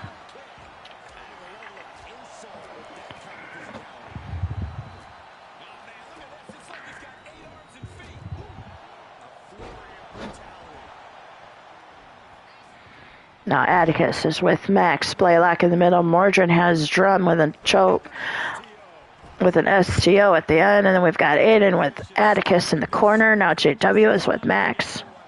And Matt Storm is... Atticus has been eliminated by Aiden, who now is being trounced by Max. Matt Storm levels Mordrin with a spear. Drum and Max are going to town. And this is a neat dynamic because that's a Death Ride on Death Ride member right there. JW plants a kick to the back of Matt while Mordrin takes him down. Aiden's now on Matt. There's been 2 eliminated. Who was the other one that was eliminated? Ripper. Ripper's been eliminated. Oh my god, JW just eliminated Mordrin, and Mordrin is not going to be fucking happy about that. But it was pretty fucking dope, though. He pulled a Mordrin-esque kind of move on Mordrin to eliminate him. That was great shit, JW. You've been watching your homework. So now we're down to 5. We have Matt Storm in the corner. We have JW and Max. And we have Drum and Aiden.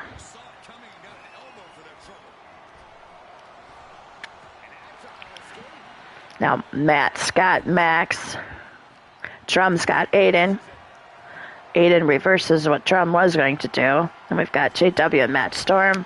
Aiden was going to go after Max. Max is already bloodied, as Matt's cheering for himself. Go me! That's my Tempest tag partner. And that's the reason right there, folks. He's the reason right there, folks, that I'm staying in the DWS in some kind of capacity, so he can have a mixed tag team partner. And Aiden eliminates Matt Storm. So we go you right outside the ring. I hope you didn't get hurt on your trip. Now Aiden is on JW. Max is recovering while Drum is looking on with JW and Aiden. As you laugh. Damn it, and you laugh. You enjoy the shit out of this, Matt. Don't even, you ain't fooling me. You ain't fooling me. You ain't even fooling me on April's Fools, dude. So the last... Oh, my God. JW just eliminated... who the hell was that? Drum. So we have Aiden, we have Max, and we have JW, JW Caliber, the Outlaw.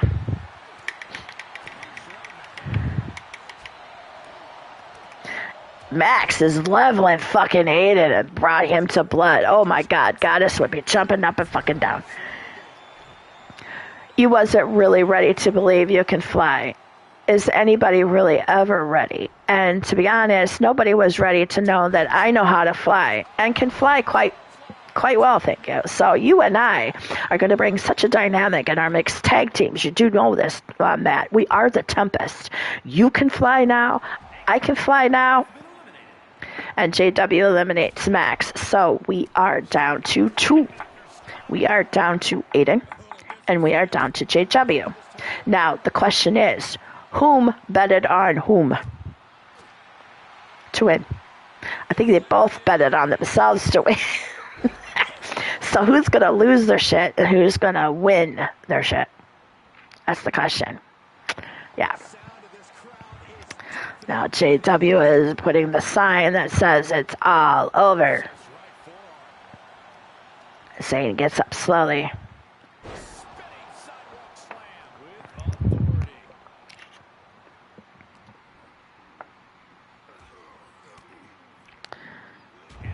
Aiden is breaking up JW's and now is kicking. He really should call that move the lights out. To be honest. Shades of his brother Chance. JW plants Aiden's face into the turnbuckle. Oh, no, he kicks him in. Oh, man, now Aiden is really busted up. JW hauls Aiden into the other turnbuckle and plants him in. Come on. I'm sorry, JW, but come on, Aiden. Because I know your father is... Oh, my God, JW just took the match. Aiden lost his shit again. This poor dude bets and bets and bets and loses. Kind of like Paul saying he's going to drink his Uncle Jake under the table, and he's the one that's first in the fucking casket. Pass the fuck out. Anyhow.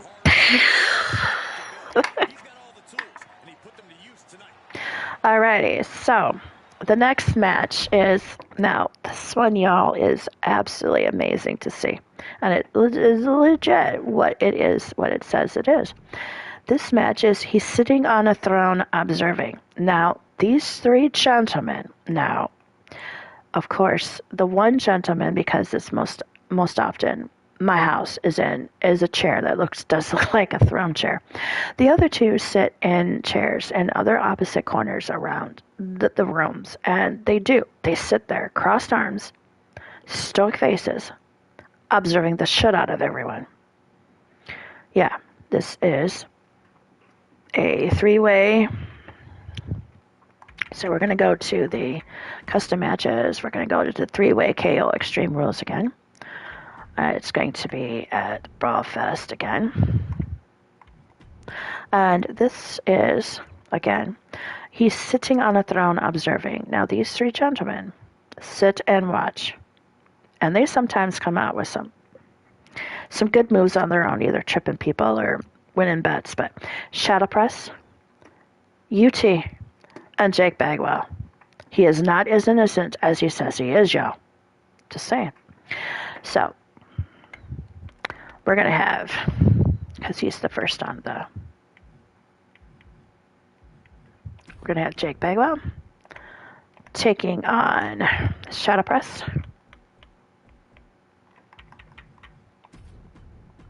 Taking on Mr. Yo. These 2 guys, when they are silent and they are observing you, do please worry. Because Shadow Press is taking notes. Jake W is just waiting in the wings, and UT's just being diplomatic about the whole thing. Hey, LG again. Welcome in again. And of course, the only way to win is by KO because of the theme of the show, being in honor of Mordred Nightwalker. His move is the chin check, and it is a KO move.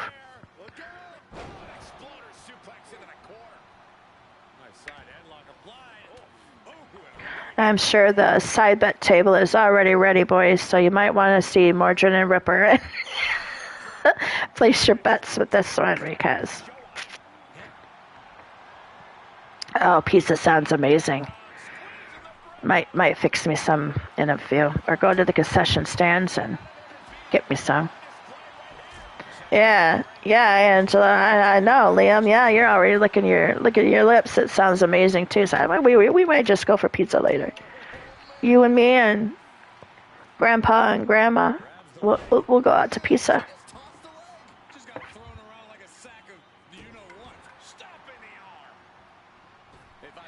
Jake right now has shadow press as UT comes back in the ring. Pretty much the ref is just standing there waiting for somebody to be knocked out.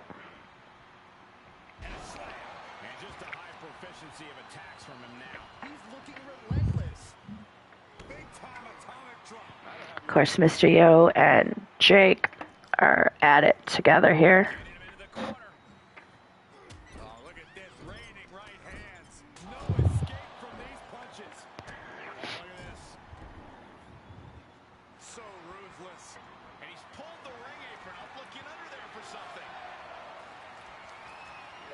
Shadow press coming in with a stop sign as what in the hell is UT doing up on the top rope? UT, what in the flying? Oh my God, he knows how to fly too. Since like when? All right, Jeff.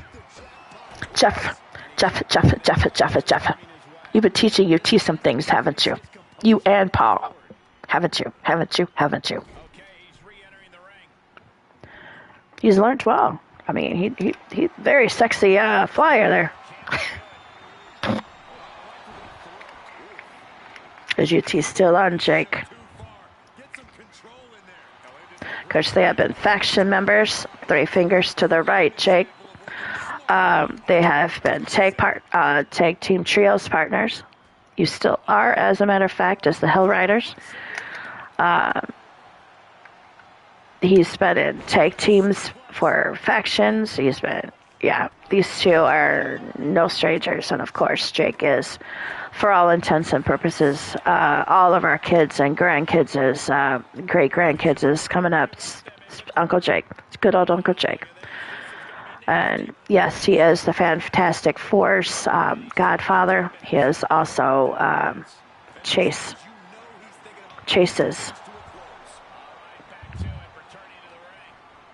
godfather. Chase bears Jake's name, Jacob, as his middle name.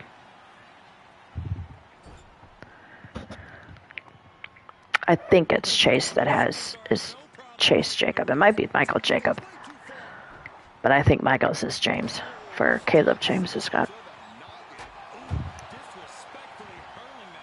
He has been friends for the U-Takers for years, allies with the U-Takers for years.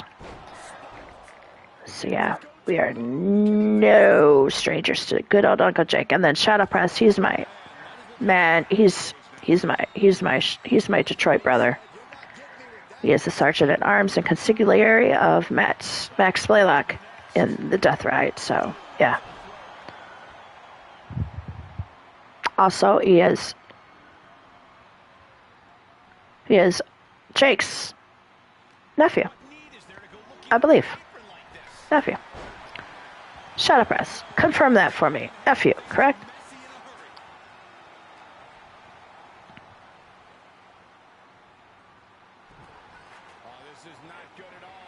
Jake's putting his Shadow Press over his knee. As of course U-Taker is doing what Mr. U always is, picking his fights, being smart.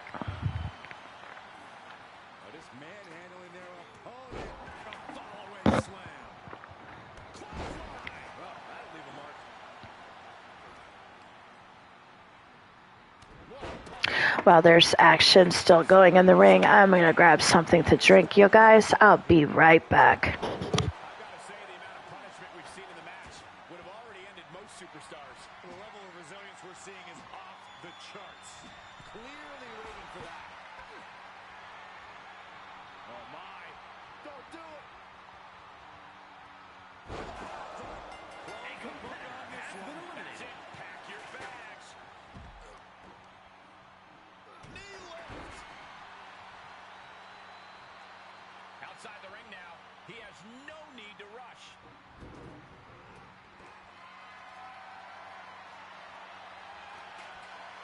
Oh, you can tell he's feeling it now. This fight is pumping him up.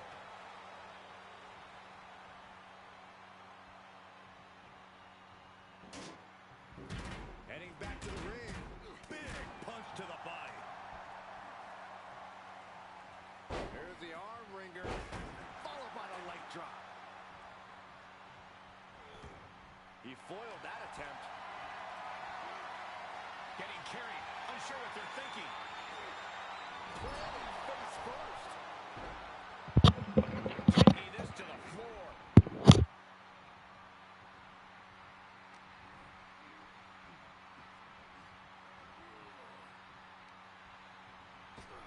Oh, shot right to the kidney. And again. Great way to wear down the opponent. And that one misses the mark. German suplex. But that's not all. Into a ripcord lariat. What a combination. He's ready to knock one out of the park by the looks of him. He must have seen that coming. Clothesline. Vicious right forearm.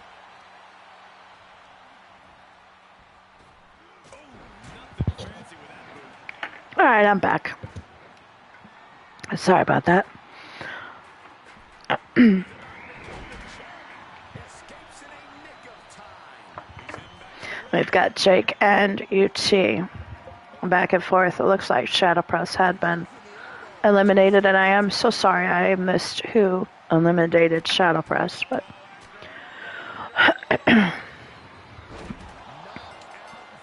and there it is, UT with the knockout blow on Jake Bagwell to take the, he's sitting on the throne observing.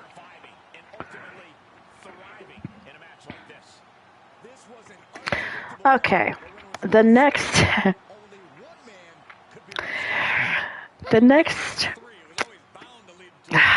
UT, I love you, dude. Your grandkids are in the booth, so if you want to come up and see them.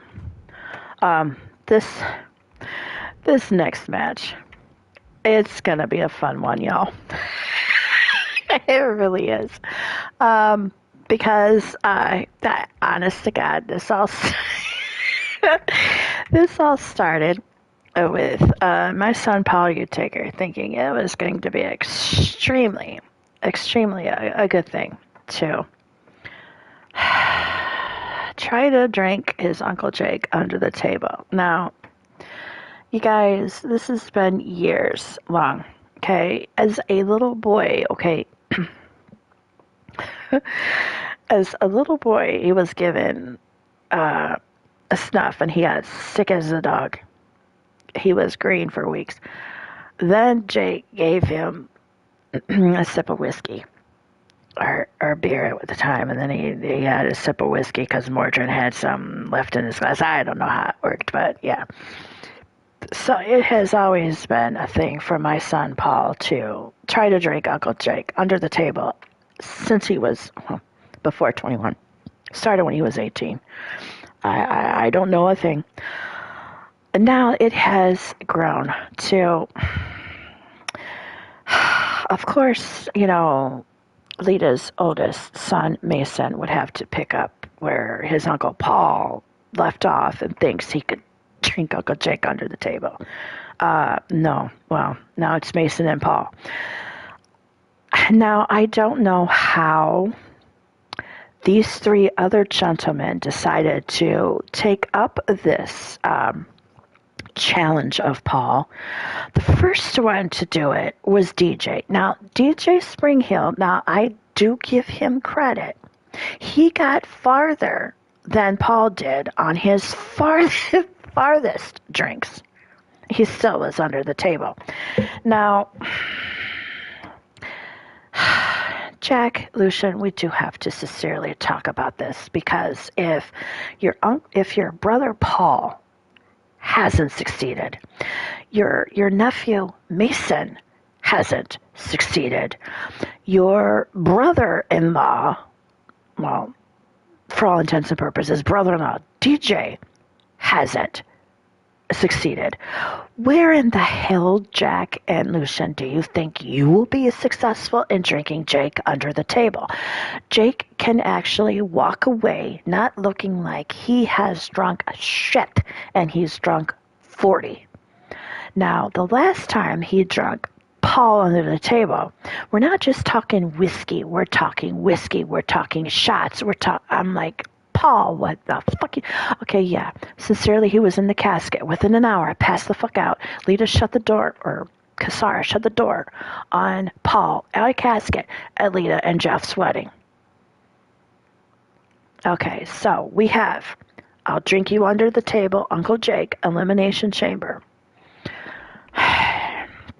The host of the shenanigans is Jake Bagwell, because, he loves to encourage the already incorrigible. We have the one that does the most. I'm going to drink you under the table now, Uncle Jake. I swear to fucking God, I've got you, and that's Paul. Trust me, guys, he never has yet. Now, the second one now, and I do admit, he might just do this at some point, is DJ Springhill. My money right now on who can drink Uncle Jake under the table first is DJ. My money is on DJ. And then we've got my grandson Mason, because why wouldn't he? His father's chance. He's all of his father. Why wouldn't he try to drink him under the table? And then we have, I don't know what in the hell is in their heads, but we got Jack, you taker. And we've got Lucian, Lou Taker, who really think this is a really good idea. Me, no. All right, you guys, take your bets. Who's going to actually win this I'm going to drink Jake under the table match? Me personally, Jake's already got himself betted on this, and he's going to take home the win, but we'll see. We'll see. The full battle, too, LD. Seriously, she was right there, watched the whole thing, and she observed the whole thing. The whole battle. I just shake my head, LD. We shake our heads, my dear old friends. We shake our heads, and we are the ones that are sitting on our thrones observing all this shenanigans. And we're just shaking our heads going, oy vey. Oy vey. I give them credit, LD. I give them credit. They do have the spirit, and they do have the spunk. They have not done it yet. The one, like I said, the one that was closest was DJ. DJ did make it. He was closest. He still didn't make it, though. I think when Jake won that night, he actually drank two more bottles of beer, and walked away, just to prove to DJ that he did not drink DJ under the table. No, we are not going to try this, Celeste. We are not going to try this. We are not going to pick up where DJ left off. We're not. We're just not. But I have seen her drink, LD, and she drinks like a fucking lush. She might just do this. But let's not encourage her. A Brooklyn Joker, Paul for the win. And we've got Mason, and we've got Lucian, and we've got DJ. DJ's in the turquoise hair. We have Lucian in with the purple face paint in purple, and we have Mason, who is also in purple. Now, who's going to come in? Paul is coming in. He's going to be the only one, I swear to God, not in purple or red and black. But yes, no, she's not. She's staying away from that. She's very good about that. Matter of fact, DJ hasn't picked up a bottle since that happened either. So I appreciate and applaud DJ doing that as well. Even with Jack and Lucian's wedding, April 1st, yeah, they have it. But when she did, Celeste, let's not fool you. I think she's been in the woodshed with Jake learning other things other than wrestling, and that's how to fucking drink beer. I swear to God, I'd love to see her take on these boys after the babies and see who drinks whom under the table, because I think Celeste could take them all. Not Uncle Jake, but I think she could take them on.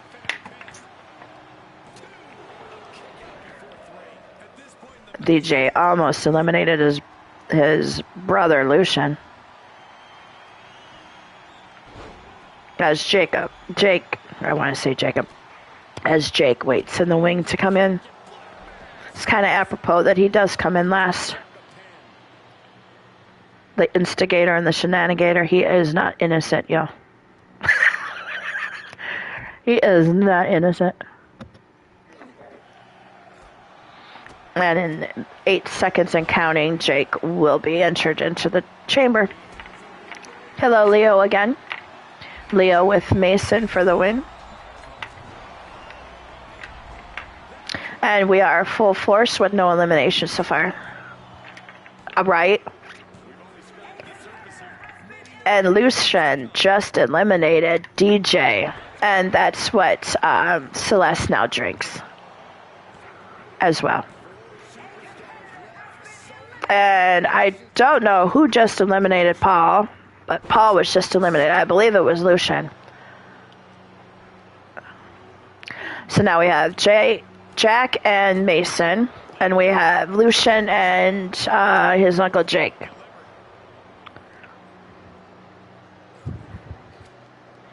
Mason countering Jack over there at the back, and then we've got Lucian throwing elbows onto Jake here in the ring. As Mason throws in Jack, and Lucian goes to the top rope and thinks otherwise because there's too many people in the ring. Good job. Now Mason has Jack over his shoulders and puts Jack into a pin, and no, does not get the 3 count. Gets a 2, but not a 3. Yeah, I don't remember who did that, LD, but they soon found out the error of their ways.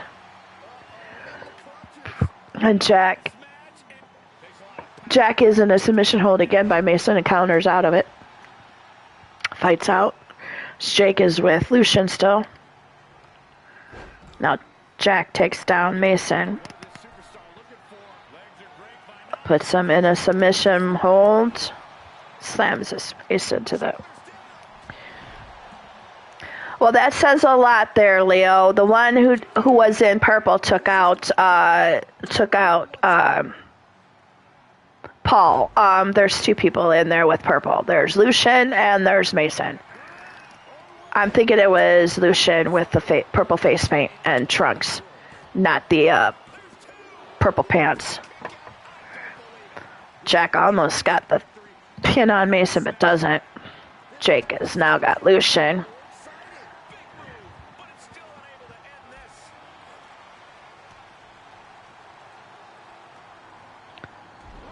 Mason still, right? Thank you, LD. That's like the one with the black hair took him out. I mean, now Jack is on his Uncle Jake, and Mason is now on Lucian. Puts Lucian in the turnbuckle as Jack throws Jake outside of the ring. Holy crap, dude. Now Mason has Jack. power bombs him into the mat as Jake now digs right back to Lucian as Mason sticks with Jack. And Jake just takes Lucian to the woodshed, puts him over his knee. Because he can, that's Jake. And then Jack just whips Mason outside of the ring. Oh my god, y'all, I'm just loving the fuck out of this one right now. Jack's got his Uncle Jake in the turnbuckle as Lucian recovers in the corner and Mason comes in to observe. And now Jack turns to Mason. As Lucian now goes after. Well, now he's gonna. Oh, yeah, okay. He decides to go back to Uncle Jake. And his Uncle Jake says, nope. Lucian says, nope.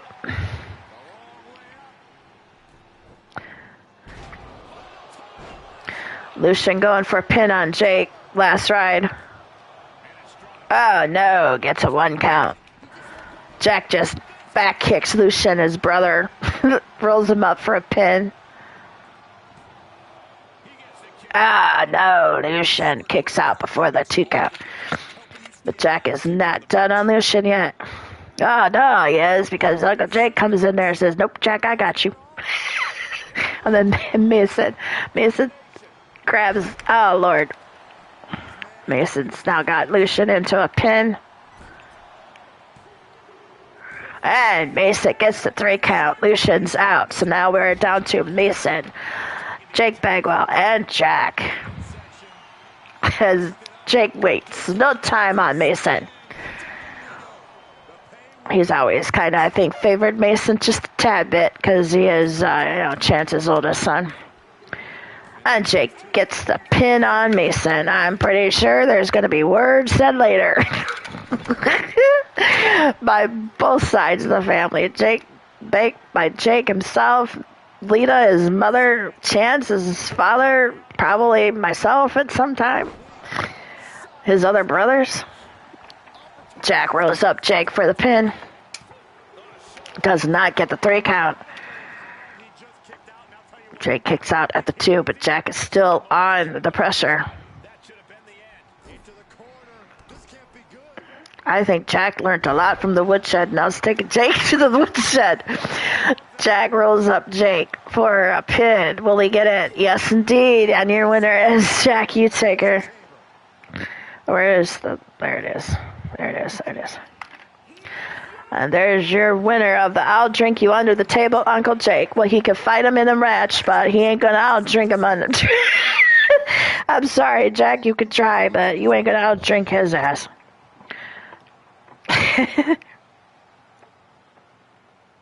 Okay, yeah, that was Lucian. That was my son, Lucian. I thought so, because he was close to that area. All right, this match, y'all, is Auld Lang Syne, and by definition, Auld Lang Syne is memories, the past, taking and remembering past. So I'm not gonna introduce it. I'm just gonna say this is a Extreme Rules Tornadoes tag. It's going to be a KO elimination, and leave it at that, because I'm pretty goddamn sure you'll know what I was getting at when I made this match. This one was one of the ones I personally created myself. I did not take no for an answer. When people were saying, well, why don't you do this, do that? Nope. This was always going to be this match. I'm trying to find. Here it is. Tag rules, KO elimination.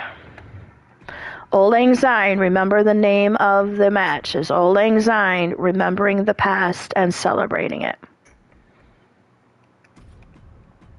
The only company you will see exclusively have still the Last Train Robbers as a tag team. That is Matt Outlaw and D-Train. Now, when you're talking Ruthless, I don't even have to tell you who the team against them is going to be.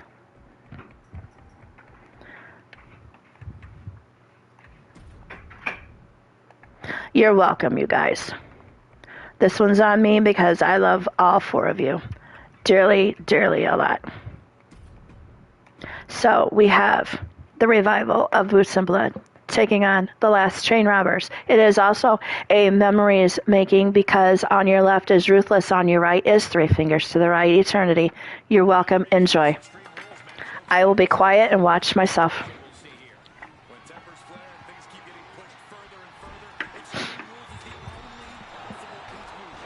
You're welcome, Mordred. You want to sit in and watch your match, dude? Are you sure? Okay. But you are watching. Okay. Yeah, Mordred has been in work, and by his face, it's not been a good one. He's been running ragged today. So he is watching his match, and he does say hello to you all. But yes, this is Eternity versus Ruthless. This is also Boots and Blood versus the Last Train Robbers. And like I said, this is one of the, if not the only company that has D-Train and Matt Outlaw by permission, wholeheartedly saying, yes, please, as a team, as the Last Train Robbers in it.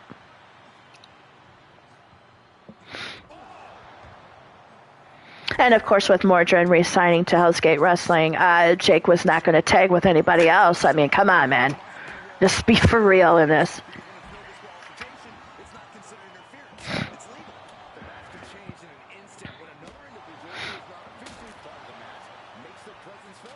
But yes, I will be muting myself and I will enjoy the match. So, enjoy. But just know I love all four of these men, and I'm sorry, I'm partial to one. Three Fingers to the Right.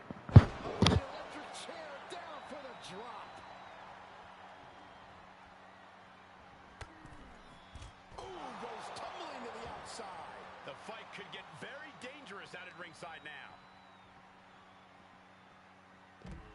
Textbook side Russian leg sweep. And heavy hands to follow. That was a vicious display. You can almost see the disdain in their eyes.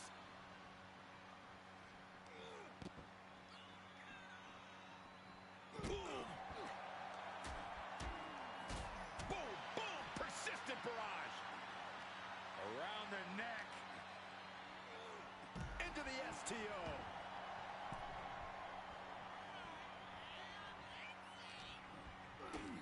Kick to the gut. Into the corner he goes. A perfectly placed target. Oh, look at it grind the features off their face. And we just saw some serious offense. And there is no other term for that than just cheap. A cheap shot. Great counter. That shot is going to cause extreme amounts of damage. Power slam. Heads out of the ring. What's next? Somebody please tell me what the goal is here with this. He leaves the ring and there's no countouts in this one.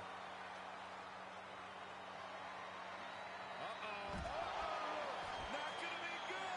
What noise! That belongs on a highlight reel. Oh, this is just too far. Get some control in there. Oh, and his aggression, just pure brutality. Come on, easy.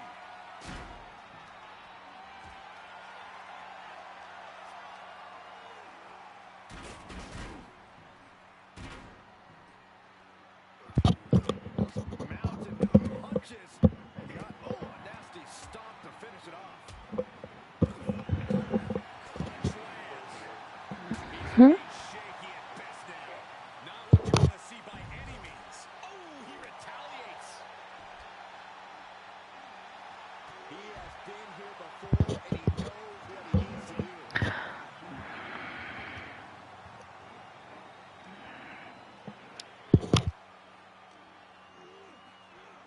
Tossed back into the ring. They are feeding off the WWE fans, now pinning the arm down. And goodness gracious. He's rummaging for some sort of equalizer underneath the ring. Pretty sure he's about to treat this stop sign like a green light.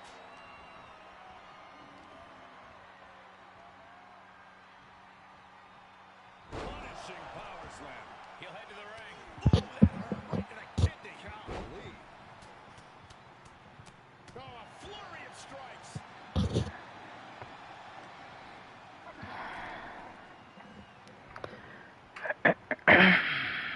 Power slam.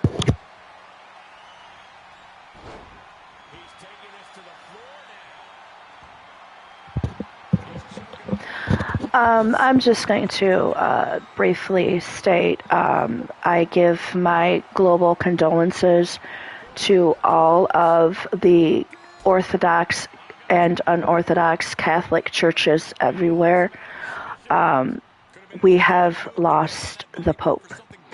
So rest in peace to the Pope, and my condolences and sympathies to all of the Catholic Church members globally.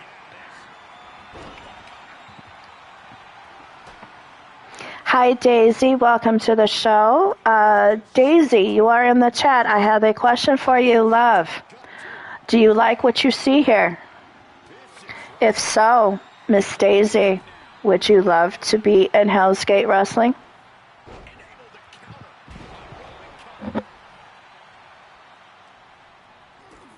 Kick to the gut. And a big right hand. Taking it outside the ring now.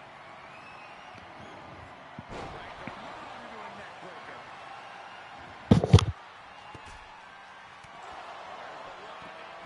Can he take advantage of this? That's pretty cool. I'm a little uncomfortable watching this, guys. Don't expect a candlelight massage. He's getting up, but there's danger in front of him.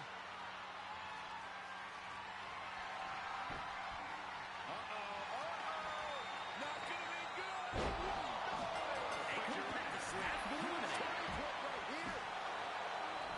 These competitors have been unloading on each other since the bell. Just looking for that window of opportunity. And now might be the time to seize the moment. Now's the time to keep the pressure on. Eliminated. I'm feeling a titanic shift roaring through this crowd right now. Well, you're not the only one, Saxton. It's all coming to a head now.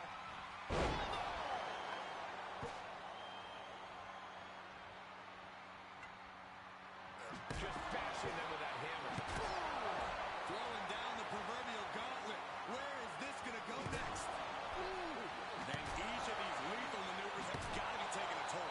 Being put into a perilous position here after each of these vicious attacks. Fair enough, Daisy. No problem. I can be found on Discord. If you have Lita Matthews, Lita is also in Discord. You can find her there. I am also on Twitter. I am also on Skype.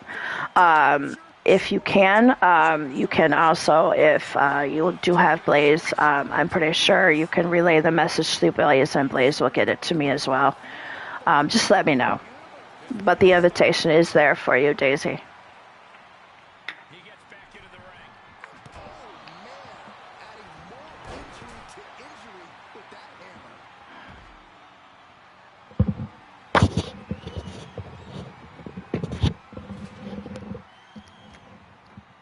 To the outside. This could get wild. Coming down with a leg drop. His eyes are fixated. He's looking to end this. So we have both of Last Train Robbers still in this with the single member of Boots and Blood, Mordred. And that's it. Matt Outlaw takes the KO on Mordred to take the win. The Last Train Robbers are your winners in this Old Lang Syne match. You are welcome for the blast of the past. And make no mistake, this was a wonderful performance tonight.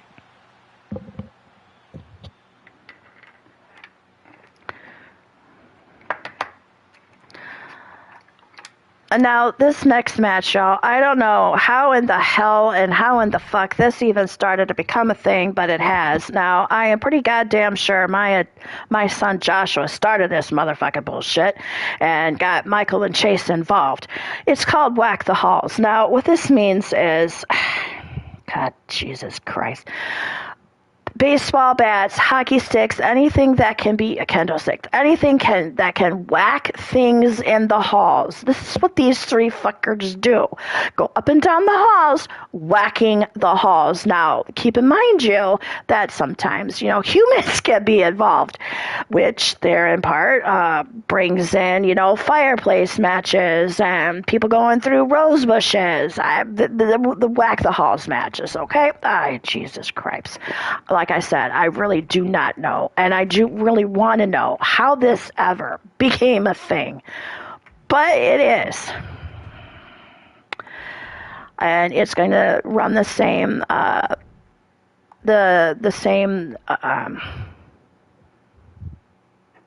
no, this is a three-way and not a triple tag. Like I said, I really don't know, and I really don't want to know how this ever became a thing.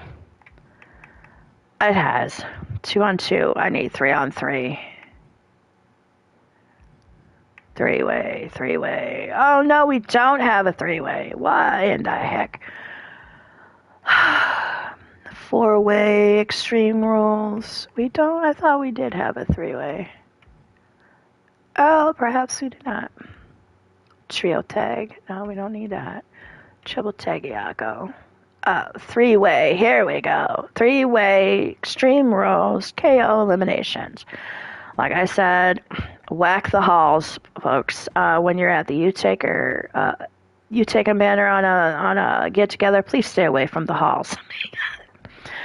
And I'm pretty sure it's Joshua that starts it. Or Carmella starts it, probably, and Joshua just picks up on the fun and just carries it on. I really don't know why Michael thinks and Chase thinks this is a good thing to do, but this is my family, folks. This is my life.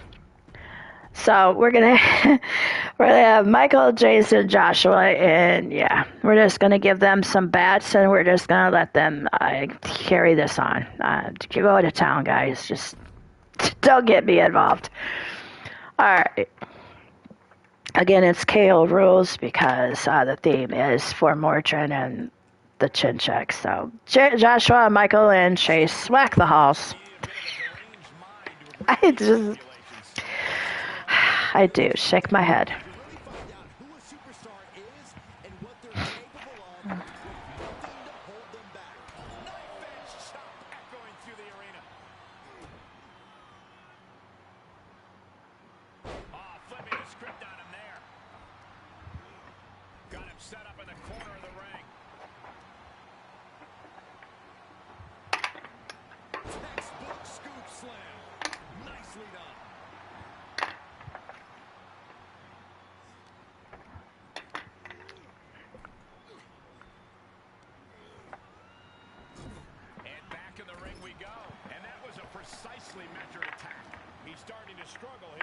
Daisy going with Michael for the win. They rush it leg sweep. ×2. Temporary alliance, but you really shouldn't count on anyone but yourself in this kind of situation. Not the position you want to be in right now. I guess Liam found his daddy. And I'm pretty sure Angela's found Lita somewhere in the crowd here. She is there. She's lurking. Michael takes the knee to Chase, and then, of course, like I said, it's whack the halls. Joshua's got the shovel and going to town on both gentlemen. This is what Joshua does. Like I said, I think he is the shenanigator and the instigator to the whack of halls event that goes on. Because he whips that shovel a little bit too well. Yes, folks, he's went from tiny tanks to using shovels. But yes, he will do the tank.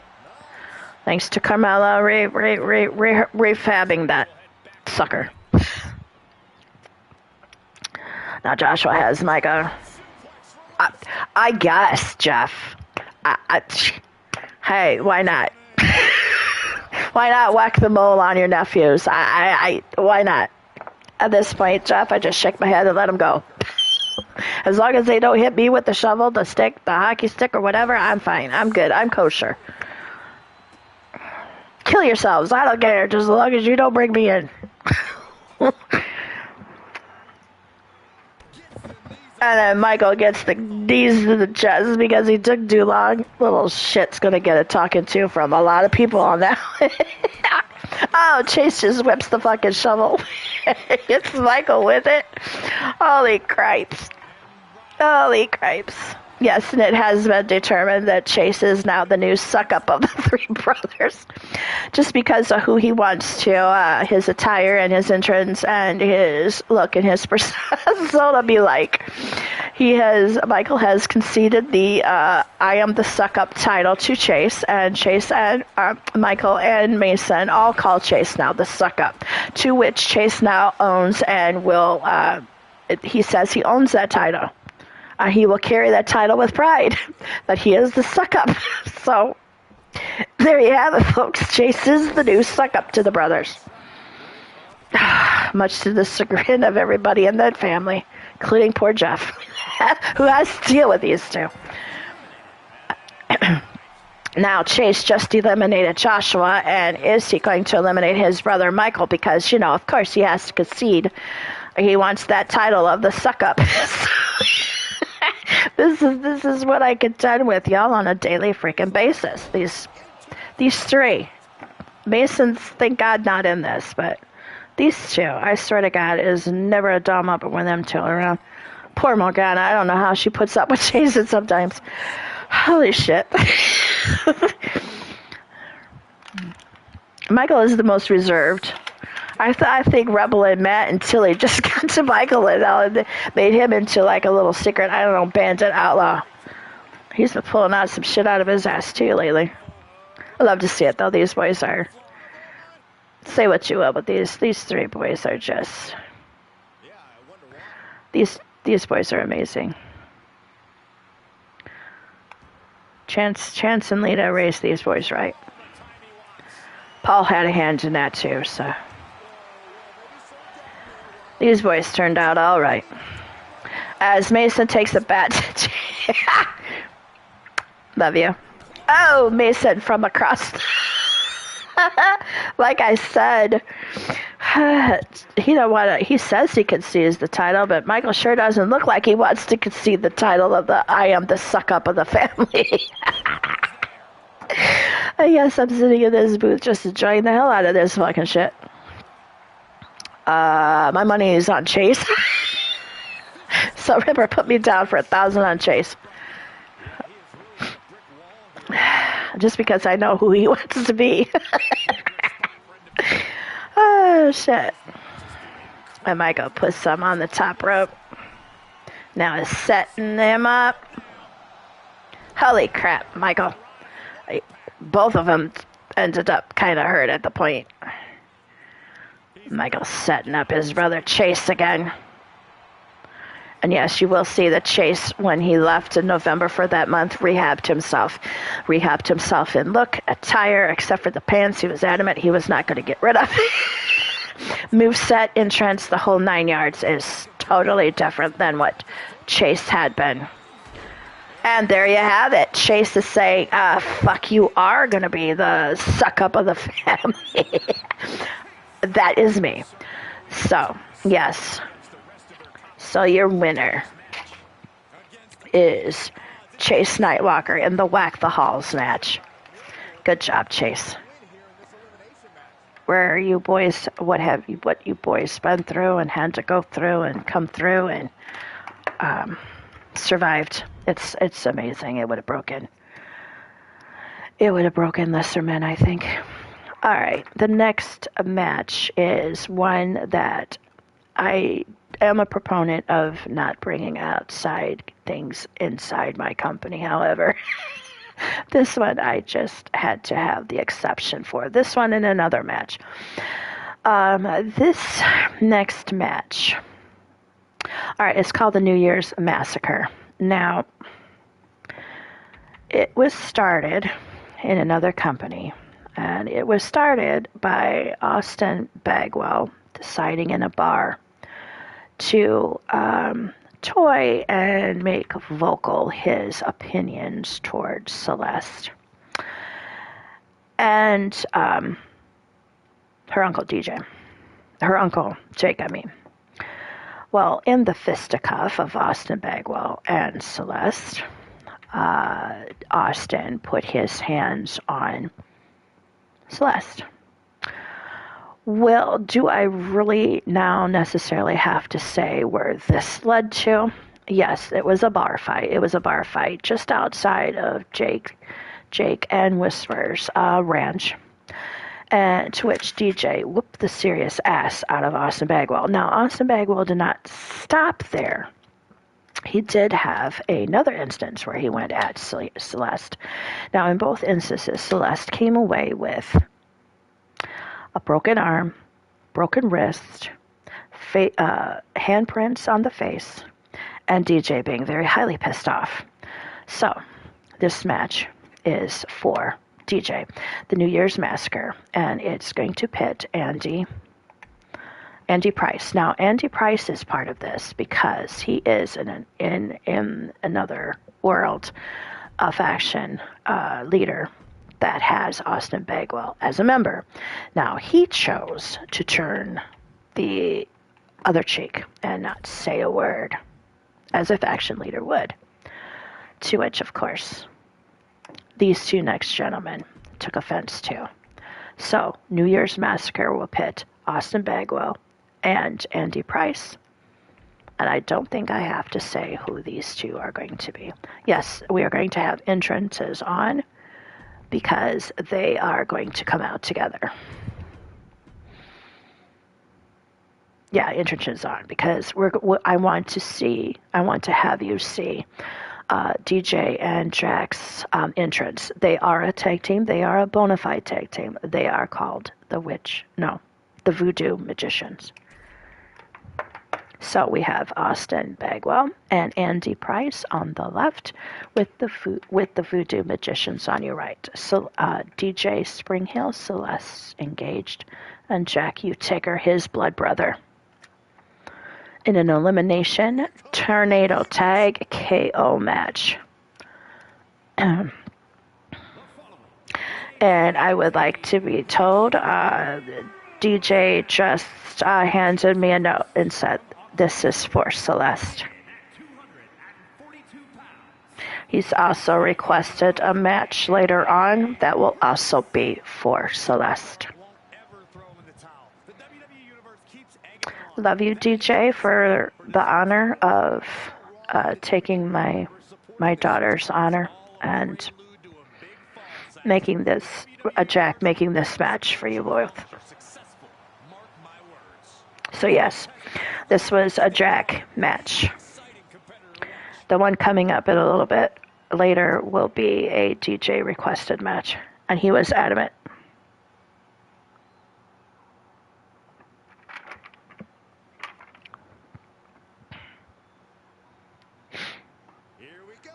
And then his tag team partner for today, Austin Bagwell.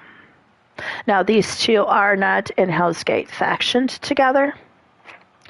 Andy Price was Death Ride, and he has been now acquired by Eternity. If I'm not mistaken, Austin Bagwell is also factioned. I'm getting that information, but he is not factioned with Andy. Now, here in Hell's Gate Wrestling, I want to make it known, Austin Bagwell does not have the persona as everywhere else. He is not a heel to my knowledge here. He is a face here, and he is well-liked.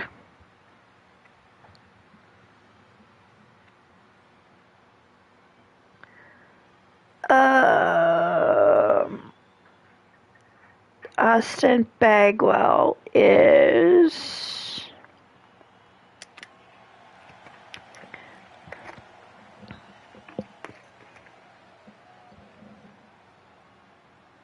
He is over with the Hellfire Rebels. Michael Nightwalker took over the leadership from Mason Nightwalker when Mason Nightwalker was invited to join the Death Ride. Mason went over with the Death Ride, taking Demonia. And Michael stepped up to take the leadership, and he acquired both Jake Bagwell as well as Austin Bagwell. So he is Austin Hellfire Rebels. And now, your tag team. The Voodoo Magicians. Why they're not coming out the way they're supposed to, I have no idea. Oh my God, you guys, this is just pissing me off. No, this is not the entrance. We will fix that. We're going to have to fix that. This is not the entrance. They have a bona fide entrance.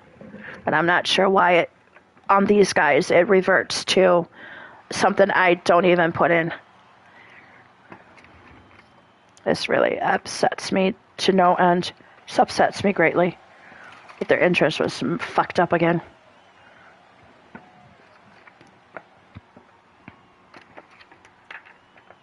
Because it is an absolute fabulous entrance. I'm going to have to fix that. I probably have to do, because they are in a trios with Lucian, and it might be the reason why they're not coming out as a team, because the trios isn't it. So I'm going to have to fix it.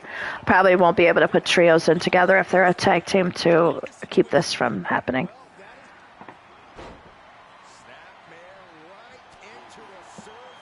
So we have Jack on Andy, and of course DJ is on Austin Bagwell, which is expected with the type of match and the reason why this was made.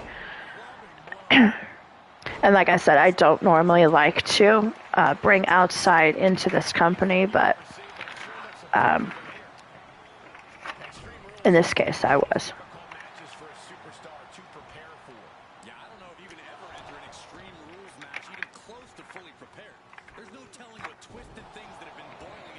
Andy goes and gets whiplash onto Jack, and still on Jack, as DJ and Austin still go back and forth on the outside of the ring.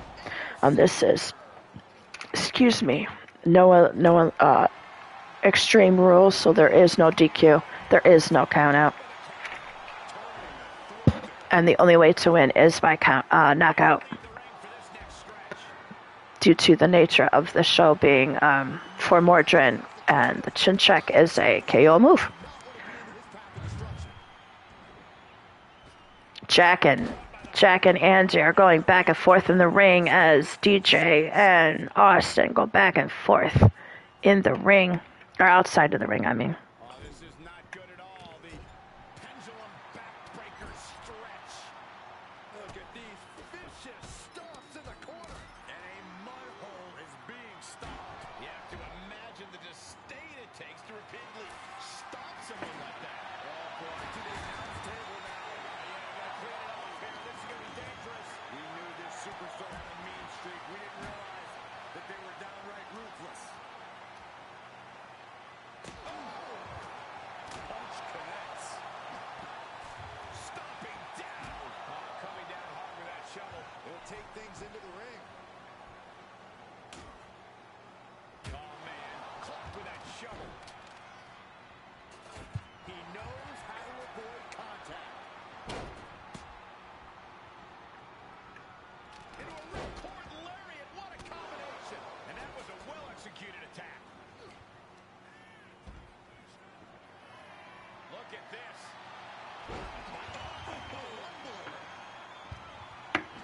Now Andy has DJ in the ring, and Jack and Austin are going at it outside the ring. Celeste makes her way to the front row.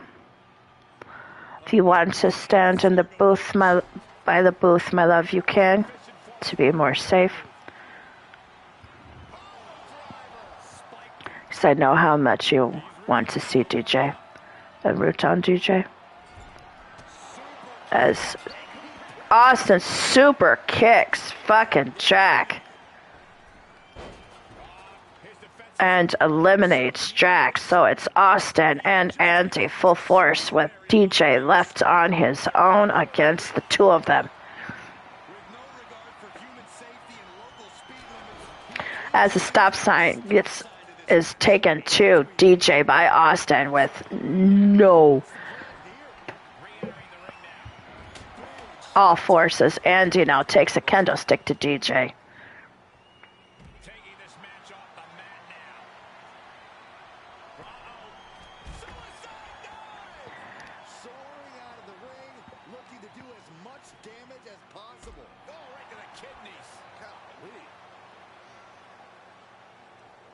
We are seeing a lot of guts, a lot of determination out there. You have to wonder where that one turning point to end this will come from. As Austin now has a shovel, and Andy is working on DJ in the ring side as DJ listens to Celeste and is fighting out. He is fighting with everything he has at this point. And eliminates Andy, and now it is just him and Austin alone, with Austin taking the shovel to DJ. And he is not letting up at all against DJ. And right now, DJ is all he's got to fight back, and does. He is listening to Celeste at this point, cheering him on. As this right now is right now a personal matter right now, because it is the two that, as DJ finally has in his grasp. The one he's wanted to face one-on-one with for a while.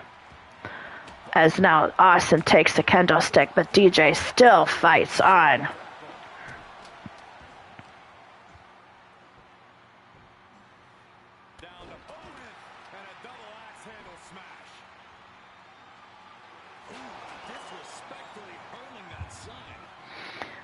And DJ hurls the sign into Austin, and now takes Austin to the turnbuckle as he hears Celeste ruining him on fight, my goth cowboy, fight. And that's exactly what DJ is at this point doing, fighting with all he has. And he's getting the crowd behind him as he sets up Austin, as there's a hammer right next to him. Picks up Austin, twirls him around. Spinning powerbomb to the ring mat, but Austin is not knocked out yet. And DJ isn't done yet.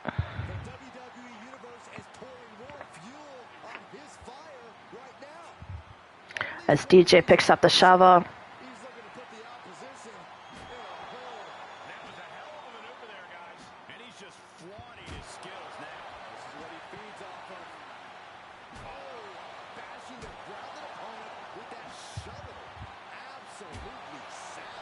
And now DJ is going all savagery. This young man has had nothing but inner.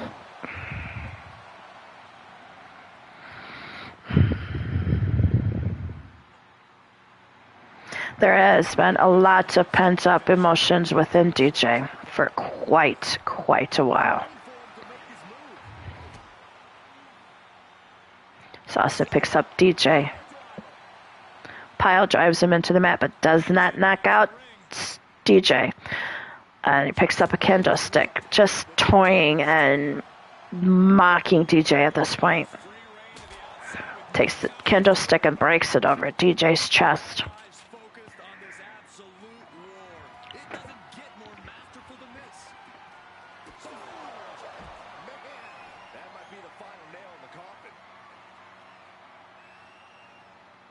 They're both laid out, with Austin getting up first. DJ's still on the ground, recovering.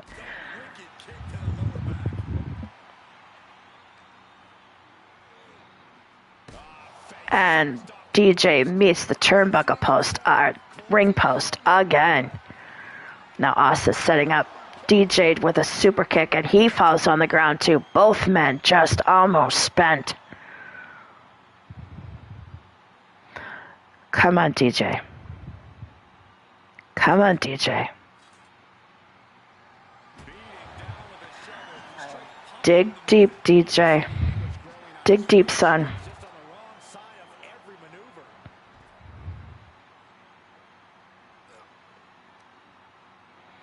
DJ picks up Austin. Suplex onto the mat, but does not knock him out. Looks like DJ going for another toy here. What's he going to pick up? A hockey stick. DJ, you're my favorite son. As he whips it and then picks up a black bat. And takes the bat to Austin. Full force, not holding anything back. Right now you are seeing a young man with pent up.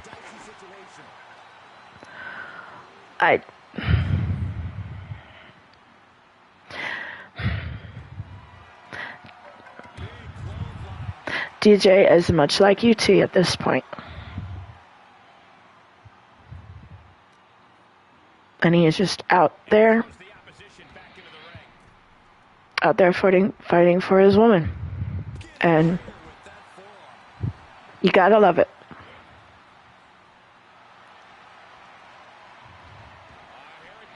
Rolls up Austin and gets the knockout victory. DJ takes the win for the Voodoo Magicians. And I'm sorry, you guys, this is not your entrance, and it just Gives you hope for the future of the tag division. Great tag team action on display, guys.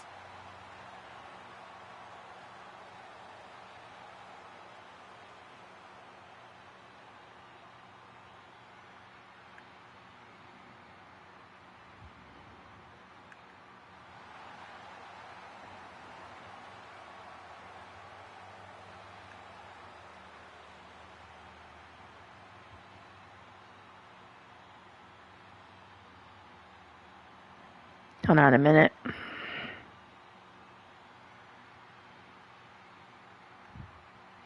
Alrighty, folks. Now, the next match I'm going to insert because I totally missed a redo match that should have been done at the beginning of the show. I thought Schalke had 2 matches that were glitched out, and they were. So we are going to do another of the couples matches really quick. This will give some of the competitors a little bit of a rest because there's some of them that are going to go back to back for the next match. I don't know why I missed it, but it will pit Shadow Avengers, which is Karma and Steve.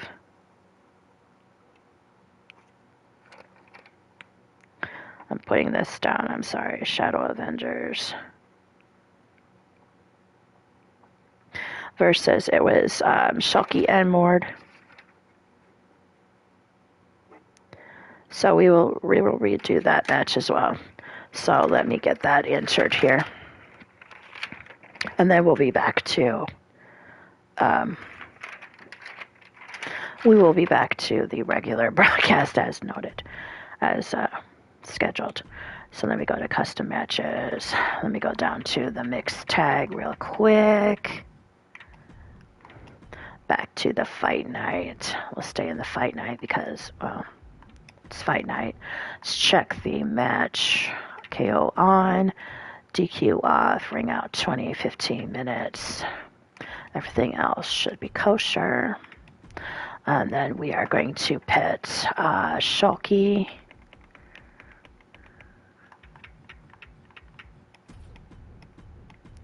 and Mordrin, which was her stand-in for this one for Nacho, because he wanted to take the place of his best friend too, as well as Mr. Yu did for Schalke, so she could take part in this couples only event that we had last night.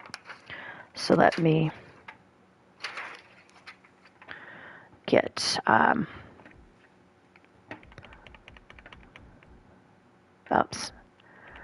Karma Nightwalker in here. And Steve. And I don't know why they're not in here because they're supposed to be in the team, but Incredible Steve, and that's why I can't find him in the S's. He's under the Incredible Steve. And then we'll do entrances off for this one.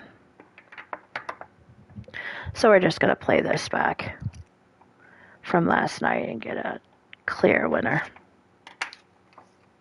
For the best of both worlds, it's time for mixed tag match. Placing them into the corner. A bulldog. Looking for a high-risk move. She's getting back to her feet, but is there fight left? Look out, diving into a clothesline. And Karma is on Shalky to start. And like was said, all of you who have tabs open, please go over to Blaze Radio's channel. He went live 7 minutes ago. Blaze, I do apologize for overlapping you. I am going to be shouting out now Blaze Radio. Blaze McCoy is live with WWE 2K24 LTD 1212 Combat Kingdom.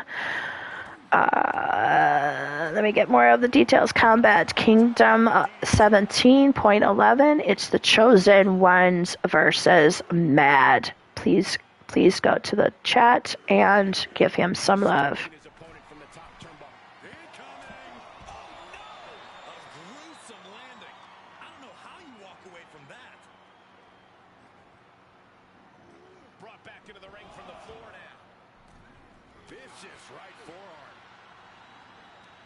So with all you guys that are wanting double tabs, go over there, hashtag HGW says hi, and go on over there and show Blaze McCoy some love, some love. Blaze says he's got tabs and tabs galore open. I love you, Blaze. I just shouted you out in your channel too. I love you, man. You know this. So going back to my show so I can chat with you guys. But yes, give him some love. Show him some love. I know you're lurking. I love you, Blaze. You know this. I have my tab on your channel as well, so it's all good. We're scratching backs today. I got so much love for that man. And I will say it right here, folks. Blaze McCoy is the absolute high reason, and Mordred Nightwalker, who's also in this match, are two of the greatest men that have me doing what I'm doing now for you right now. If it wasn't for what Mordred brings with Sacrifice Championship Wrestling, what Blaze McCoy has always done for LTD, and how he does his shows and Mordred does his shows, there wouldn't be a Mrs. U. There would not be a Hell's Gate Wrestling over here on DWS, and them two have been big proponents of. I appreciate the Blaze raid. I love you. Blaze HGW raid over at LTD, guys. Let's get this tag team back and forth. Let's get the hashtag fight back and forth, back and forth. Let's go. I have them too for credit for doing what I'm doing because, yeah. So I'm going to start it, you guys. I'm over in LTD right now. I'm going to put in HGW raid. Please do the same. We're going to do this all day. But no, I will continue to shout out my good friend, my best buddy. I'm telling you what, we've been through a lot of shit together. And that's no lie. I love him to pieces, so, and he knows that. DWS for life, prime time. You know it. You know it. even Blaze, Blaze Raid. I love you guys. I love you guys over on LTD, and I'll be over there as soon as I possibly can. Live. You know this. You know this. I'm pretty sure that's where Lita's lurking right now too. Is over there on LTD, scouting the Mad and the Chosen. But there we are, Mordred with a knockout blow on Steve to take the win for him and Shulky. So let me get that set. Let me get that written down. Okay. Oh, Cassie, I love you, my sister. And she is the absolute reason that there is a Mrs. U in DWS. Now, when you say DWS for life, prime time, you are not joking. For me, I have been doing this for over 20 years. DWS for about 12 of them. And I was in another world. Blaze alludes to it. Wrestler Unstoppable. Cassie was she's my girl. Okay. And she came over here to watch a show that was Big Dog Wrestling at the time, brought by Pete Wall, that now is RWO. She says, hey, I got something for you to check out. It's YouTube companies. I'm like, oh, yeah, come on over. So I went with Cassie. One of the shows not only was Pete Wall, but it was Blaze McCoy, LTD. Was one of my two shows, and Maverick, which was brought by D-Train. And I fell in love with the DWS, and it's all thanks to Cassie Madam Red right there in your chat.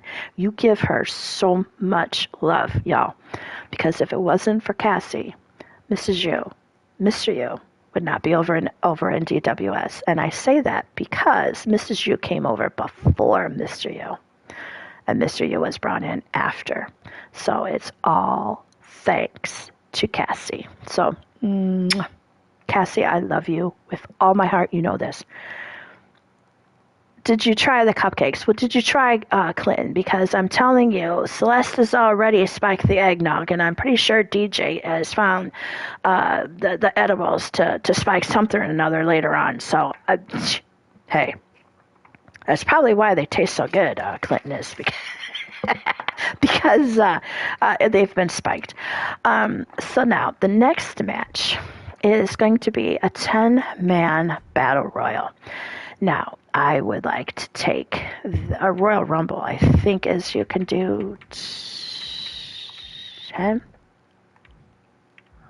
Shit. 10 Superstar. Yep. Okay, we're going to do this in the FightNight BrawlFest arena. This is a very, very nice match. It's called Happy Eek Announcements. Now, this means all weddings, engagements, and babies that happened in the last year. These gentlemen were a part of it. So, I think we're going to do the oldest to youngest, at least oldest. I'm going to put Mr. Ripper Springheel in here first. Now, Ripper, when this was to go live, he has remarried. So, he is now married to Abby Harker, happily. Why didn't this? Oh my God, we're going to have to do this all over again. Because it didn't. I forgot to change the opponents. All right, so the placeholder stays the same.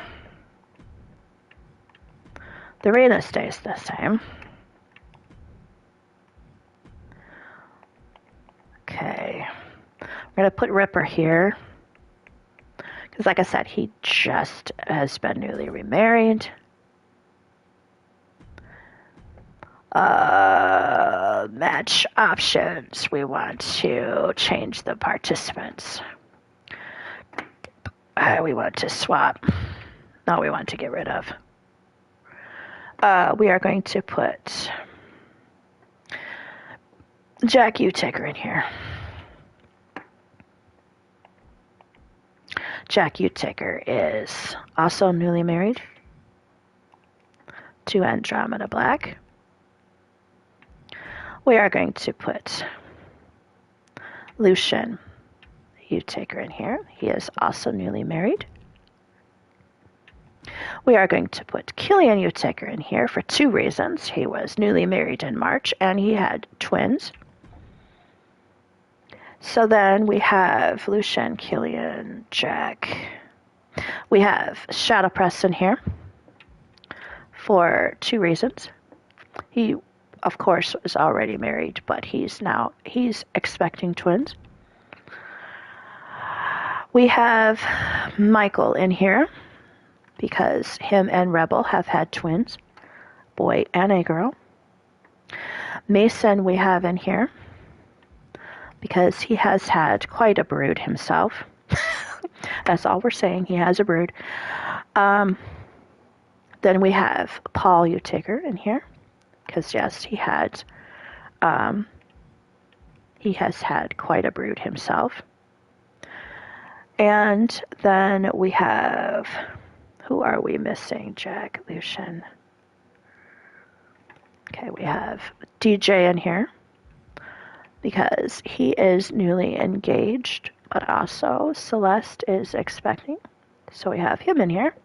Now, who the hell am I missing? I'm missing somebody. Oh, HGW Caliber. Oh my goodness, how can I forget you, buddy? He and Tiffany tied the knot back on April 14th on Valentine's Day. Lucian and Jack married on April Fool's. They don't call it April Fool's Day. They call it April Love's Day. Killian was married close to St. Patty's Day. Shadow Press is expecting. Michael had babies. Mason had a brood. Paul had babies. And DJ is expecting and is also engaged. So here we go. 10-man battle royal. Happy Eek announcements. Weddings, engagements, and babies that I knew of when the pay-per-view was supposed to start back in January. Hi, Clint. Welcome to the show.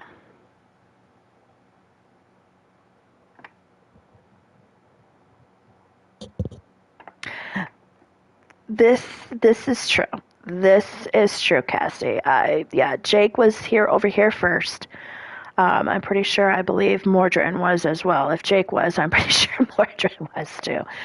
But yeah, as she was saying, Cassie and Jake were married at the time, and Jake brought her over to check out Pete Wall's show. So yeah, Pete and Blaze and D-Train, as well as then Wrestling Mama's show with Hugo, were my first 4 companies here. And it was Hugo and Blaze and Pete and Mordrin with his show and D-Train that there's a Mrs. here, because they were the first companies that absolutely adamantly wanted me in it.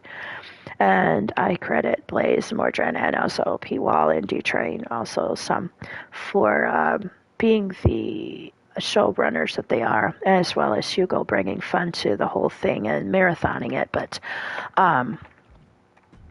to give credit for me bringing Hell's Gate Wrestling over to DWS. And I personally would like to thank the manager of Mr. Whittaker for allowing me to do so.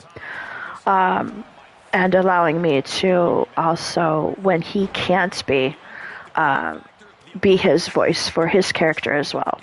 So there are times where you will see Mr. U again. You will see Mr. U in chats. That can be him at times. So he and I both run Mr. U. And we never tell anybody who does when and what. So let me get through the chat here. Hi, Cassie again. Odds, welcome to the show. I know you're over in LTD. Bless you for the Blades raids, guys. I love you to death. Clinton, welcome to the show. I'll get with you, buddy, for the pay-per-view coming up April 27th for Jack Bayou for some match types. That is another announcement, too, I would like to add during this match, that we are also still bringing the April pay-per-view for Jack Bayou Tribute at the end of the month. Usually it's brought at the end of the month, and it is a pre-recorded show due to the emotions of the day, as well as no commentary. However, this is the 4th Brawl in the Bayou for Jack Bayou Tribute, but it's our 5th show in total for Jack Bayou Tribute. As such, the 5th, I wanted to do something special, wanted to do something unique, and we're bringing it live. You heard it right. We are bringing it live, but the format will still stay the same. Jack Bayou's Ka was made for 24. He will be used sparingly throughout his pay-per-view show. There will be matches on me and Clinton, as well as Ripper, as well as Atticus and perhaps Matt Storm will all get together and get some good matches that are Voodoo-esque, Bayou-esque in nature for the show. and it will be what we usually do for the matches, pitting people that figured the most high in Jack Bayou's life, whether you're women or whether you're men. It will be on 24, and it will be just pretty much a celebration of life on screen. The battle royals will still be held the same. There will be a Voodoo Witch Doctor women's battle royal, all women roster, and a Cajun Magician all roster men. And the champions will be crowned. Now, the champions from last year, Kasara and Chase Nightwalker, will be vacating their titles at the end of the month on the 27th. Yes, you heard it right. The date of the pay-per-view is actually going to be this year on the actual day that we lost Jack Bayou. They have decided upon themselves to keep the titles on that show. So when they vacate, they will cash in their earned win from last year on the current Demon's World for the man and the Fallen Angel World women for Kasara. So that will all take place April 27th on Sunday, April 27th. Time to be determined, possibly noon, 1 or 2. I'm not sure how soon I can do that. But yes, we are going to bring that show live. Yes, it will have music. I have selected the two songs that have been pivotal parts of the tribute show since 5 years. And I've heard another song recently that embodies the spirit of what we're doing April 27th, and I will add that third song that night. So yeah, get ready for that. There will be a special ending match at the end of that pay-per-view. That more details to come with that, but just know that Jack Bayou's Claw will not be created going forward unless absolutely necessary. Reasons and how that comes about will be shown at that pay-per-view on April 27th. Looks like Michael has already been eliminated. Paul, Mason, Killian, DJ, and Shadowpress are still in here. I do apologize for chit-chatting and not commentating, but that's what you get over here on HGW. More chit-chat, less commentary. Looks like Jack is in.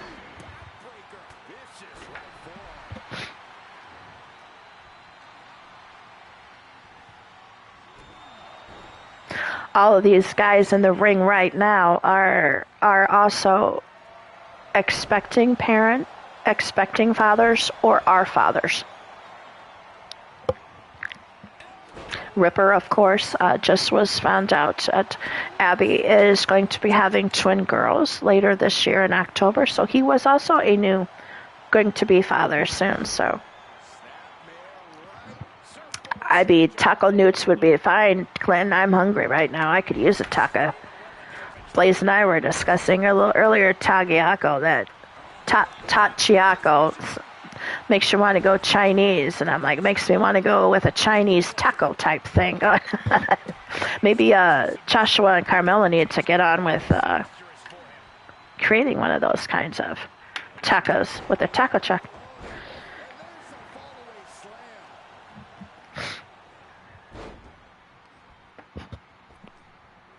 I don't know if we've seen Lucian yet or not, but yes, Lucian is even an expecting father himself, as well as Jack.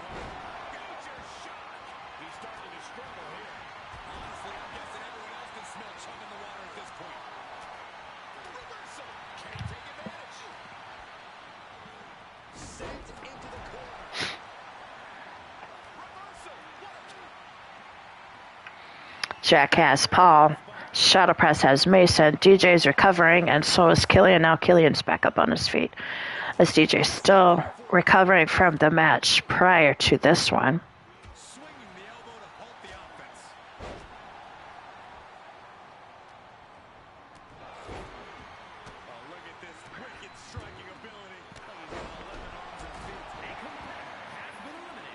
It looks like Paul was eliminated, perhaps. No, Killian was. He was thrown out of the ring. I'm sorry, this was a battle royal. Yep, Killian has been eliminated. We still have Paul, Jack, Shadowpress, DJ, and Mason. And a daze on Paul by Maesty. DDT by DJ onto Mason. Jack's got Shadowpress on the top rope. DJ's watching. And this I do have to mention that Jack is the student of Shadowpress. So we have a really nice little side bit here with Shadowpress and Jack still in it. Jack is the student of Shadowpress. Shadowpress is the mentor of Jack. And they are also Death Ride members with Shadowpress here in Hell's Gate Wrestling. So in here we have 4 Death Ride members. We have Shadowpress, we have DJ, we have Mason, and we have Jack. And unfortunately, the announcement of an impending wedding was made after the show was booked. But yes, with all the Death Ride weddings and babies, Death Rides popping up, Max and Leilani are maybe going to tie the knot sometime in September.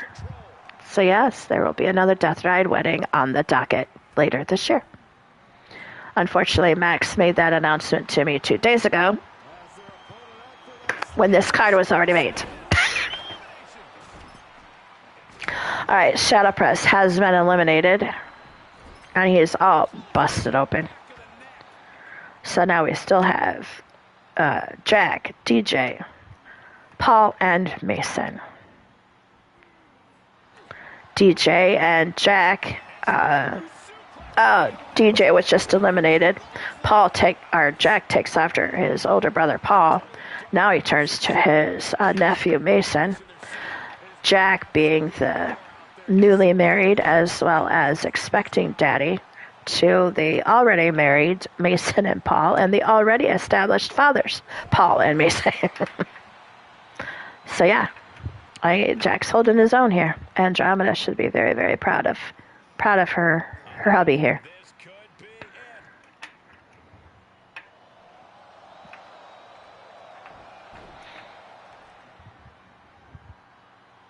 Mason trying to get Jack out of the ring. Now Paul now turns to Jack. Puts on the guillotine as Mason watches while Jack tap. If he's anything like his Iwa, his mentor and his father, no, he won't. And he did not.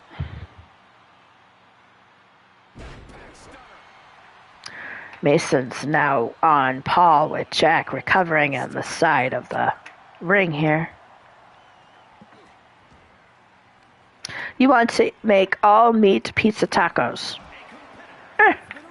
Jack's been eliminated.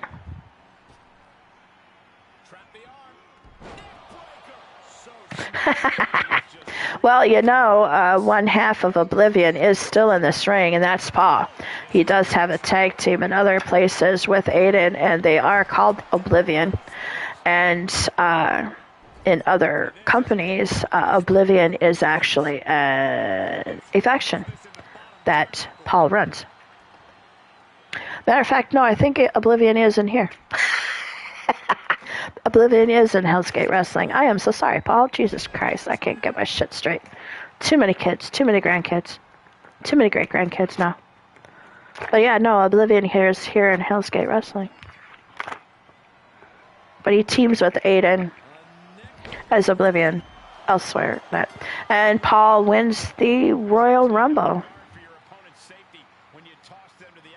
Yes, Paul does run Oblivion here. So the Heir to Darkness just took the win in the Rumble. Where are you at? There we go. All right. Now, Paul, you might as well just stay in this ring. And Shadowpress, you might not go very far. And Michael and Killian and... All right, no, wait. Mason, you stay here. Michael, you stay here. Paul, you stay... Shadowpress, you stay here because you're in the next match, guys. Now, this one come about, and I really don't know how. It's called The Nightmare After Christmas. We got to go back to Lita's wedding for this one because Lita's wedding was the Nightmare Before Christmas related, and it was themed. This is where this is where this all fucking started, I think. With Paul's shenanigans with trying to drink Uncle Jake on the table. Shadowpress trying to keep Paul from being stupid, and Mason and Michael just being Mason and Michael. They were legit. Mason, Michael, and Paul were the nightmares after Christmas, and Shadowpress was just there. Thank God he was, because I think it would have turned out so much different than it would have been. And we're going to do a fatal four-way KO elimination again, because the theme for today is Mordred Nightwalker, and his move is the chin check, which is a KO move. So let us get Shadowpress in here.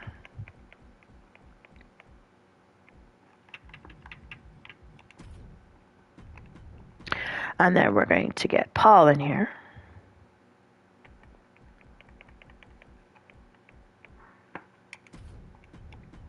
And then we're going to get Michael in here. Oops. Like I said, my grandsons are shenanigans for a lot of things. And why you will see them in a lot of matches, because, you know, they like to start shit. They like to end shit, but they also like to start shit to end shit, I swear to God. So, yeah, this is where we're at with this. Nightmare After Christmas. Shadowpress probably being the most innocent one of the three of them right now. Yes, Paul, I said that. So. There's really no telling what this match might have in store for us. Just about the only thing you can count on is total pandemonium.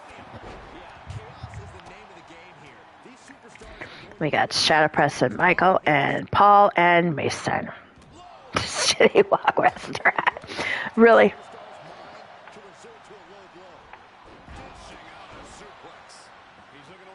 Makes me want to go to Chinese now. When you said walk, when somebody says walk, I think of Chinese and stir fry.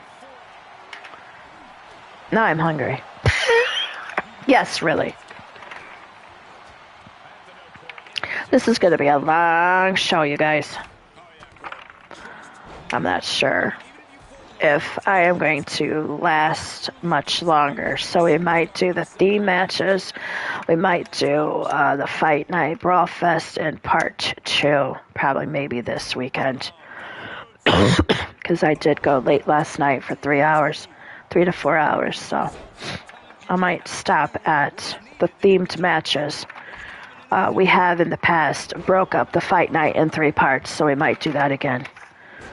And then bring the champion section next.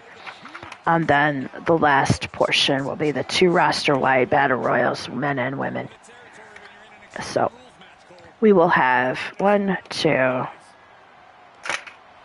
3, 4, 5 more matches. And then we'll end for the day.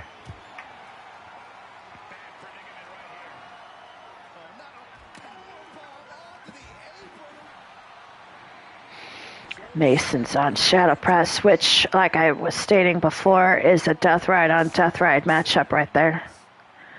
Paul and Michael are in different factions. Michael is the head of the Hellfire Rebels, and Paul is the head of Oblivion.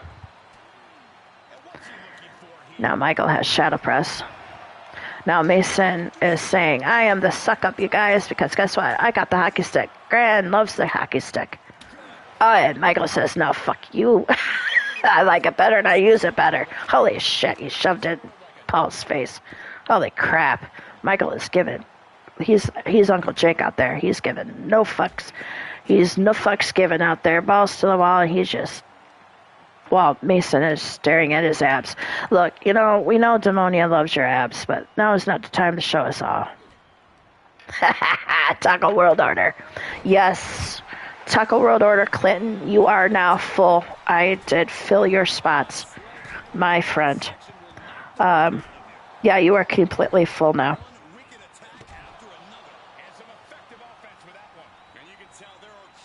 intentions in mind right now.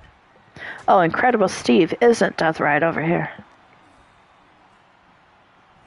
That's a unique suplex. Wrist clutch suplex.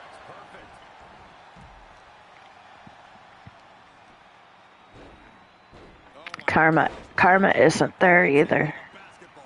He's finding himself. They are in other companies are Death Ride, so. Neck breaker. But yeah. He went right into that turnbuckle. He knew it was coming. But if you want to, I can jet you your faction team, Clinton, because we are going to do faction warfare probably around my birthday, OOC in July. So that'll be like a happy birthday to me. All right, I'll do that. I'll DM you the faction after the show here. Proudest. As Jesus Cripes. Mike uses the sledgehammer on Mason, breaks it, and it even hits Shadow Press. Crap. And he's saying Mason's just on a holy tear right now. Taking out his brother Michael and now going after his faction leader, Shadow Press. Well, the faction leader, second-hand man, consigliere, Shadow Press right now. Paul has been eliminated, looks like, so it's down to the 3.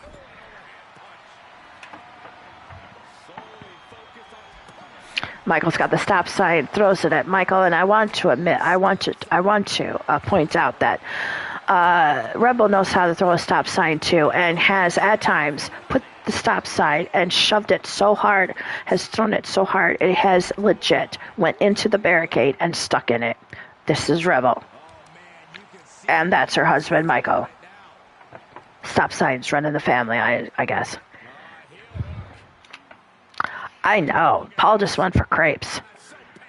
Yeah, that's pretty much what we're going with there, Clinton. I'm pretty sure he did. Pretty sure.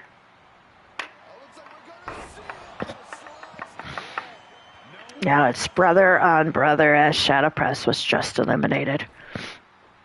So we have Mason representing Death Ride and Michael, the leader of Hellfire Rebels. Rose up Mason. Will he get the tap out or the KO from this? With Mason already busted open, he does. And your winner is Michael. Here is your winner, Michael. What an explosive fatal four-way. And as the dust continues to settle, here's your winner. Yeah, with an elimination match, your number can be up at any moment. It was a very good fight. Very good fight by the 4 of them, gentlemen. It was very well. I do agree, Clinton, very well. Very good match. Great match. Now the next match is a usual customary match you will see. You will see at every freaking U-Taker gathering at the Manor. It's called the Fireplace match. Now this year it pitted Lucian and Jack against each other, and these boys. Yeah, it started out innocently, and yeah, they took a page out of their nephew's books, and I think Lucian was the one that called Jack up. Suck up. Can't remember what Jack was going to do or Lucian was going to do, but one or the other. Both of them just decided, to go at each other in the fireplace. So we're going to do this a little bit differently. We're going to do this as a fight pit. It's in a steel cage. Yes, it's one of the matches that can be featured on BrawlFest. So we're using it here.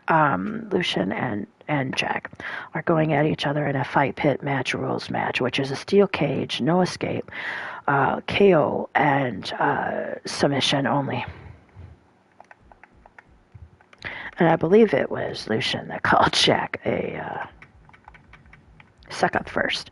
So we're going to put Lucian there, and we're going to put Jack here. So brother on brother, have at this. Go to town.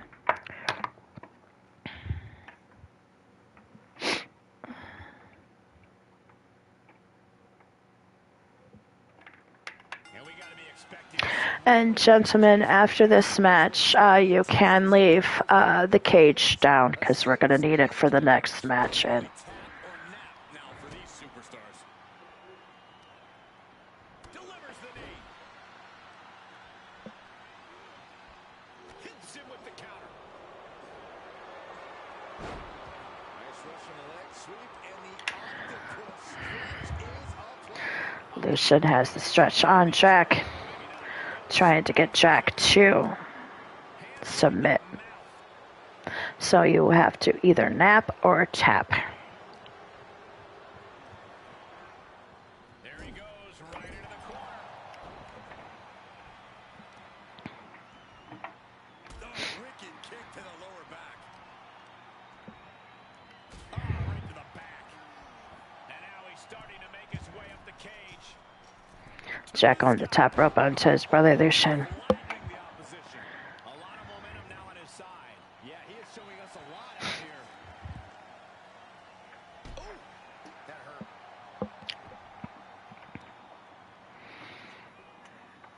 Hammering down on the knee. Stomp to the leg.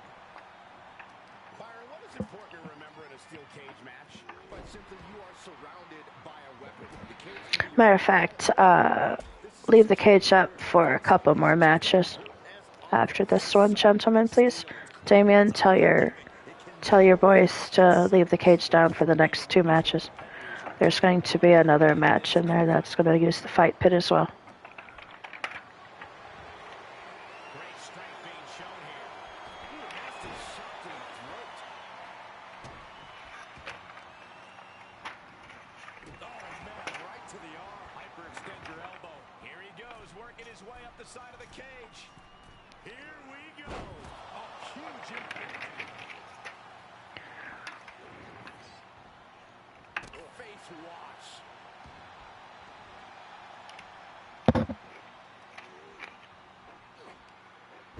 Double leg takedown. Step through looking for a submission here. Legs are locked up. Uh-oh.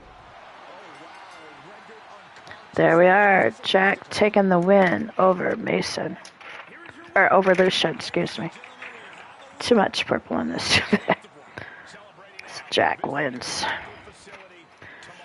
Okay, let me get back to my notes here. Hold a second here. That's we haven't given much love to 1, 2, 3. I don't need to put somebody else in there. Don't know who.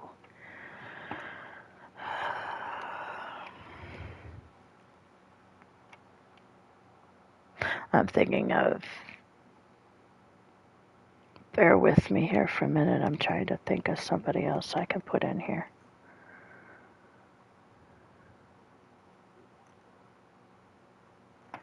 I'll do him because he hasn't had much love today. Alright, I just switched out somebody on another match because he hadn't had much love today.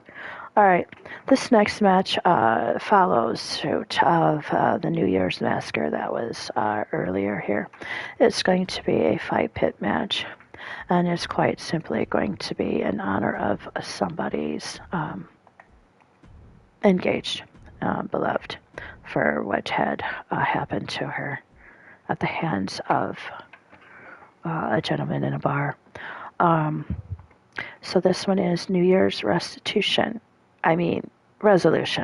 Sure you did, DJ. You meant it restitution and you wanted it restitution, but you were trying to be good about it. I applaud you for that, young man. But no, it's going to be Austin Bagwell. A one-on-one. And I do want to reiterate that here in this company, Austin Bagwell, to my knowledge, is not the heel. He is a face, and he is liked here. He will be facing DJ in an honor match for Celeste in a fight pit rules match. Who you got? Place your bets.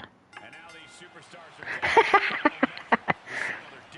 are True, Clinton, there's a lot of purple, but I do have to say that a lot of the purple that you see on a few people today will be going away in 25.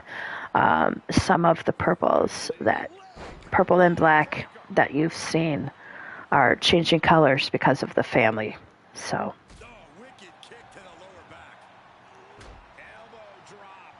there'll be a lot less purple, I hope, in 25.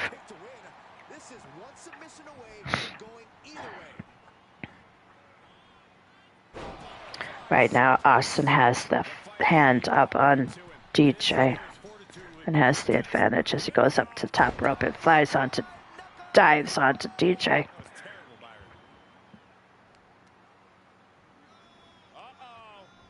He's one step ahead there. He's finally finding an answer to that onslaught. If he was looking for an opportunity to pull a 180, that could be it.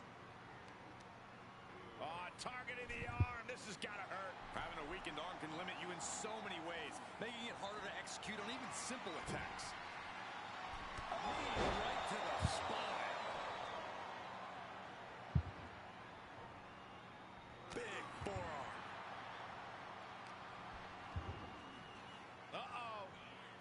Look at this. Is right. A fall-away slam.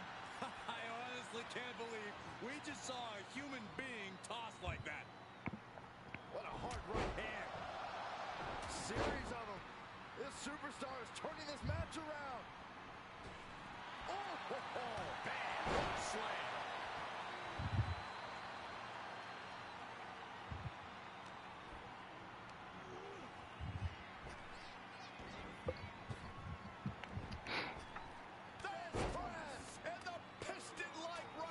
I mean, all right, if you want to do that, we can do that. And there you have it. I don't think anybody will question the toughness on display here tonight. Takes a lot of guts to even set foot in the cage, but to win is even more impressive. And as you see him celebrating, you see DJ also getting out of the ring and walking over to his fiance and giving her a hug and a kiss.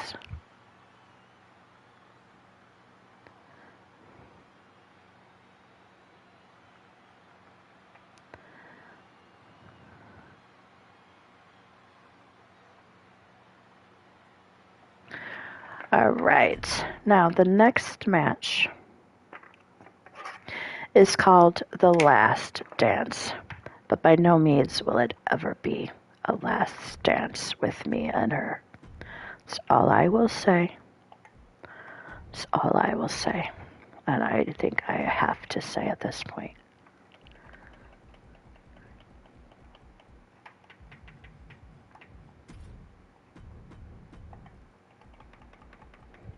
There will be fight pit rules because this is a match that has, I believe, and to my knowledge, never been done with us.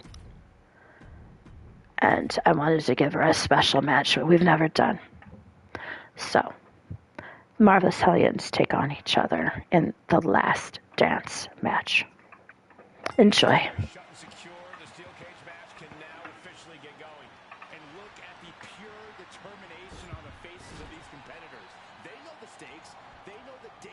Situation, and they are ready to go to war.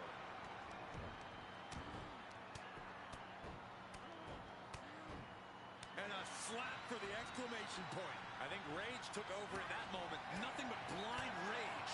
Things not going how she'd like. Things should be at a tipping point here. I'm saying, me and Shocky will still be going at it. Walkers, wheelchairs, canes, sticks, fuck yeah, we'll go at it. We will be at every Easter, every Christmas, every Thanksgiving, just entertaining the masses by making a ring out of the dining room. But I love my soul sister to death. I love her to pieces. She's been my rock for a long time. And I her. It's mutual.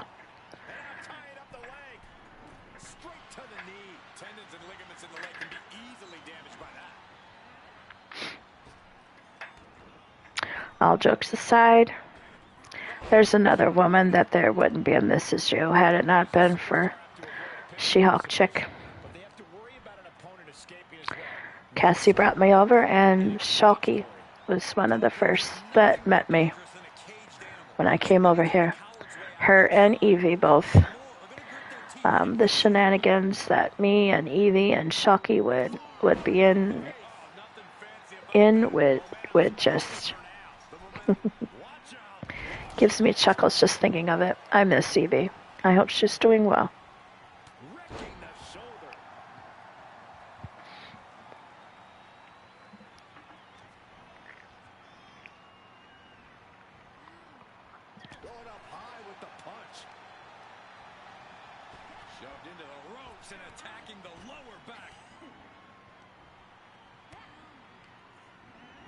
Turnbuckle's the only thing keeping her upright. Break the jaw. What a shot.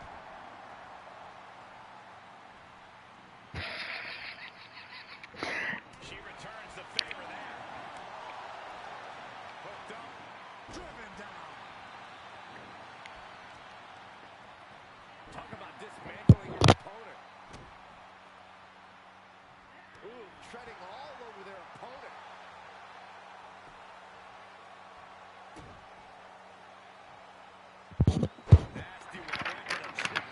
Yeah, I'm definitely, folks, gonna end the show after the next match.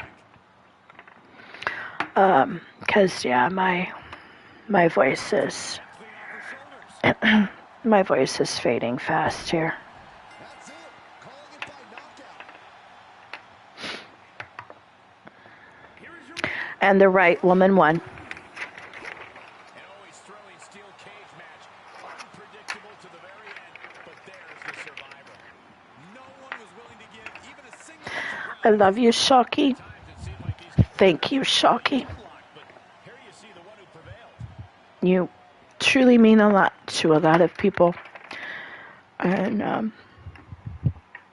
you mean quite a bit to me.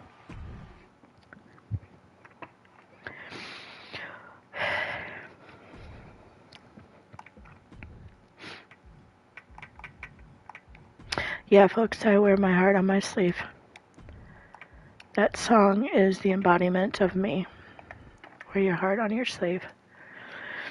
Alright, this next match. Now, Celeste had her, I spiked the eggnog. Celeste? Well, the one that has been I swear to God, he created Celeste. He sired Celeste. Oh yeah, he sired Celeste, alright. Damn, these brownies really... DJ? You did, didn't you? Yeah. He's over there grinning. Celeste is over here, grinning like the Cheshire cat. Lita is way over yonder, fist pumping and going, yes. Okay, so now this is all confirmed, Joe. Lita is the main source, is the financial and the edible backer to Celeste's freaking source to DJ's shenaniganal pranks with anything and everything edibles. So, if you have Lita, and you have DJ Springhill, and you have Celeste Utager, soon, hopefully, to be Springhill, and Lita Matthews at any gathering, and you have anything food related, it doesn't matter because, Lita has a catering business. She could put edible ingredients in anything, including shakes and smoothies. Especially when you have DJ and Celeste. Just know your food might be spiked with edibles, and you might be feeling very good in about an hour, and you might get the cravings in about 2. So because now Chance Harper is the president, he is the creator, and Caleb James made CNK. Okay, he's also the ex-husband of Lita, who is vice president, CEO, and still very highly into CNK. Okay, there's your edible source right there. Now, Drum is in here because because he was a CNK brother. Poor Drum. Poor Drum. So yeah, Drum's in here. Because let's face it, he will help Lita, his sister out in anything shenanigans. Okay, just let's not beat around the bush. Now Max is in here. I really don't know why Max is in here. At this point, I really don't want to know, but he's in here. So, yeah, of course we have the Mr. Shenaniganer himself, DJ Springheel, in this one, because he is. The next person in here is, because he's the deacon. He's the deacon of our Lord and Savior, and he can do what the fuck he wants to do. He's in this match too, Matt Storm. He's probably the one that's keeping all these others in line. Now, DJ is as DJ does, but let's not get over the fact that his father does know what 420 is, and the day 420 happens to be yesterday, and he was forthcoming with that information. So, damn these brownies, DJ did it, but all these didn't stop him. So here you go. Have fun with this one. This is the last match of the night. Monkey Edibles coming soon. Yeah, he did actually he did help Lita and Chance make an edible too, I believe, if I'm not mistaken. And the story is correct. When Drum was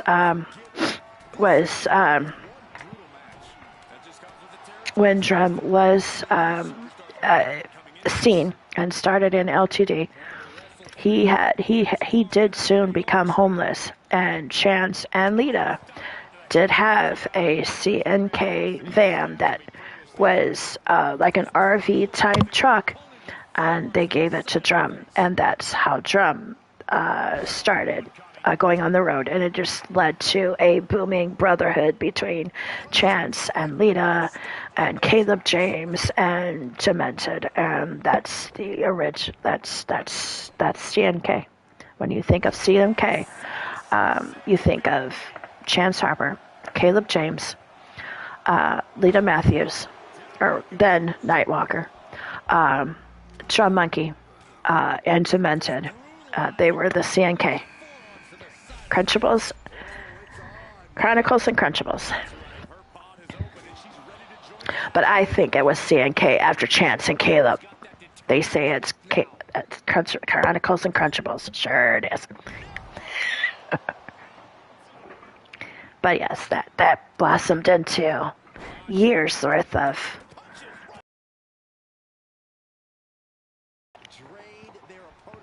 a poor Matt Storm just gets dragged into this because, well, he's the deacon, and he is the deacon of our Lord and Savior, and he can do what the frick he wants to.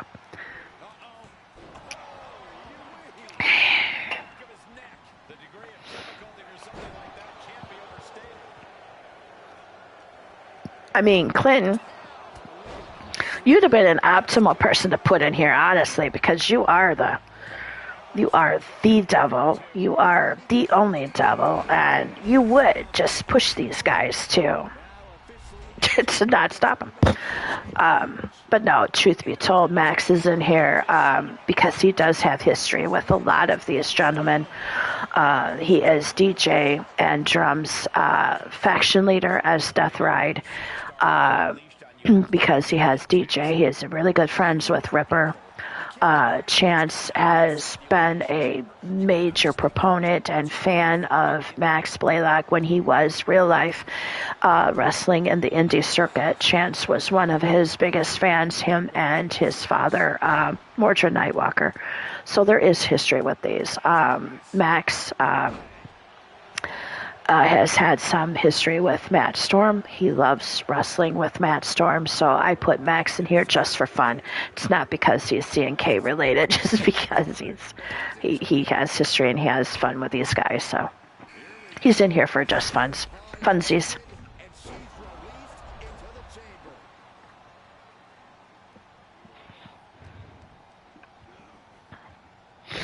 So this would be the end of day 1. And we will bring day number 2, possibly this weekend. And it will cover all the championship title fights and cash-ins. And then day 3 will will be the Battle Royals.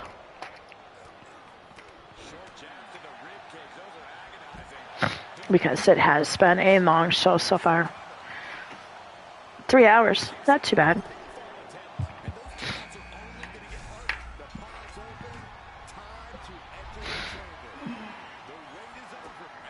Drum looks like he is the last one, so all 6 men are in the ring with DJ trying to get a elimination on Chance. We have Matt and Max, we have Ripper and Drum, and Chance and DJ. Chance has DJ in the guillotine, but DJ fights out. So we have the CEO, president, and creator of CNK going against the CNK shenanigator. How apropos. How apropos. Now Drum is back kicked Ripper, and now Chance comes in to help Drum with Ripper. Max is still on Matt Storm, and we have DJ recovering.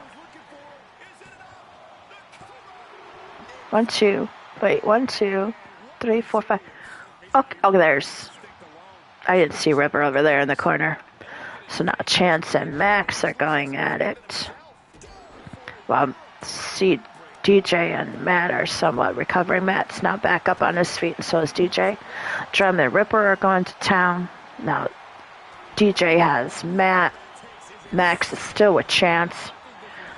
Ripper's got Drum in a pin. 2 count only. Max with the takedown of Chance. DJ's still with Matt. Drum recovering, and Ripper's coming over to the hunt. Looks like he's going to pounce on somebody right now. He's on the top rope. Oh, he misses Drum because Drum went into the ring. I know he was looking for Drum and he missed. So we have Chance recovering on the ring. Drum DDTing Matt, and Drum is now going to pick up the pin on Matt. And Drum gets the elimination on Matt. Matt is the first one out. So now we're down to 5. Drum and Max. Now Max and DJ and Ripper and Chance. Now Drum comes in on Chance. Drum throwing Chance out, now going after Ripper again with Max and DJ. Max puts DJ into a pin, but only gets a 1 count. Now Drum flips Ripper outside of the rope. Does a high-flying move and hits Chance.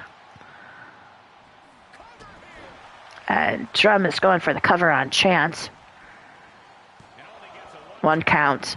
While Max had a submission on DJ, but DJ fights out of that.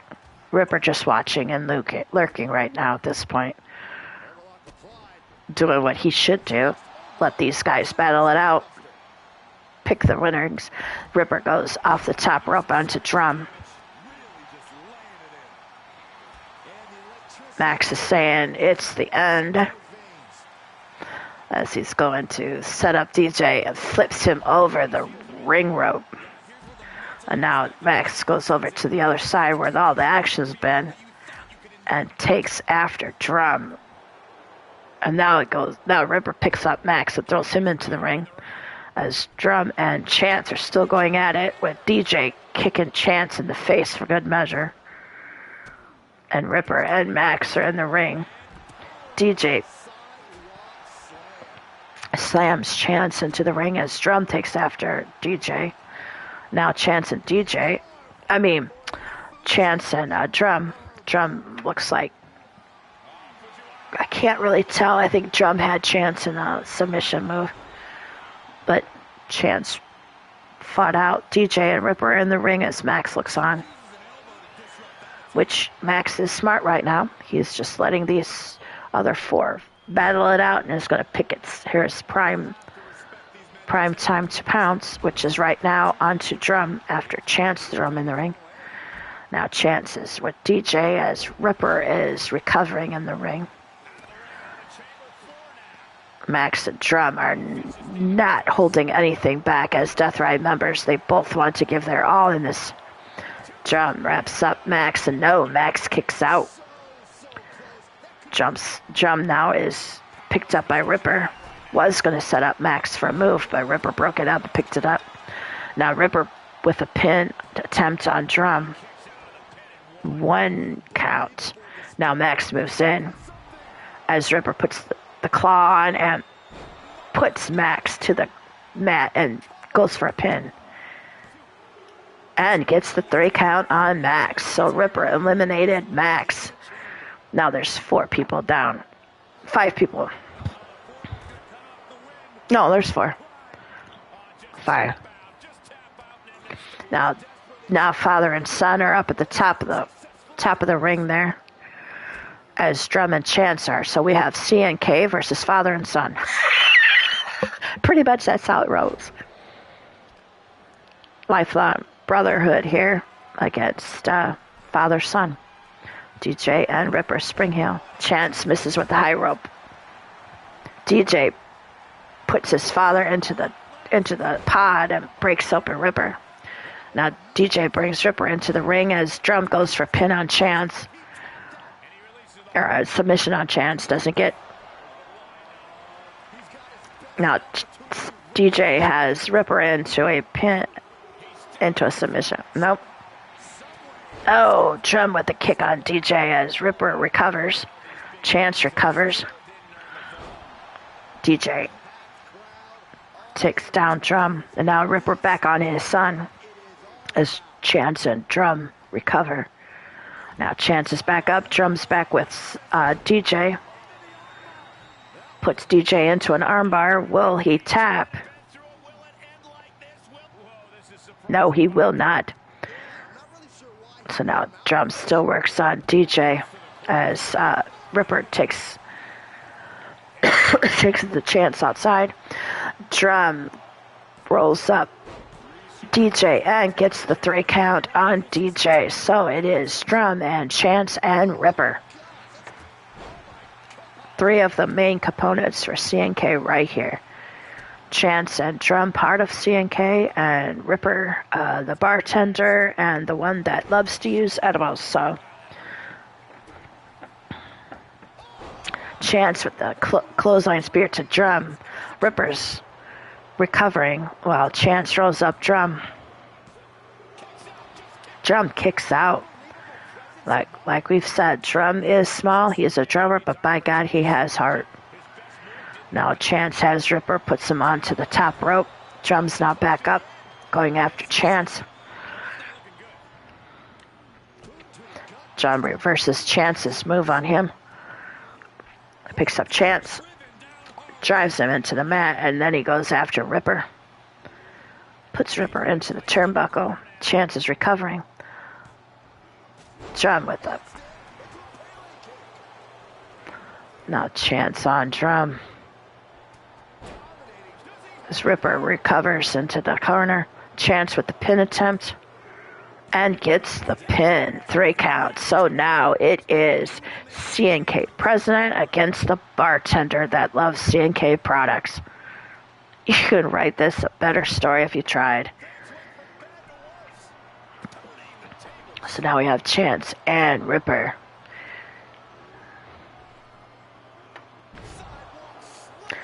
Chance with the sidewalk slam on Ripper and then takes to his face, still making Ripper bloodied and being opened up more and more.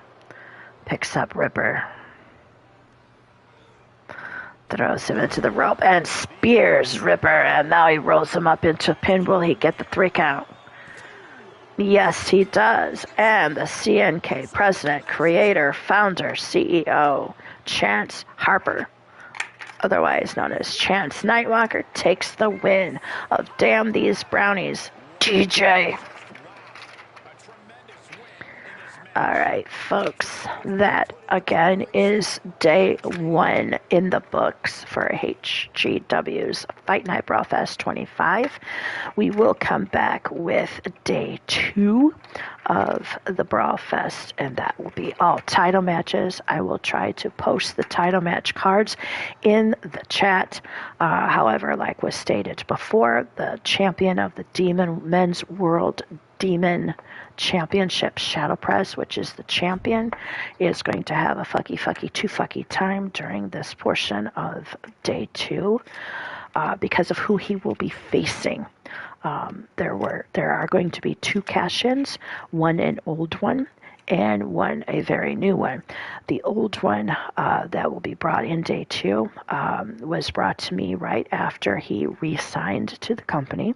He signed the contract, and that was after I had already stated that winners of the I'm Not an Asshole, I'm a Bastard Battle Royal for the men will have a title, and that title will not only be held throughout the year, they will vacate it and be put number 30 in their particular first battle royal of the men, but they will also cash in that title on the current world title champion, which happens to be Shadow Press.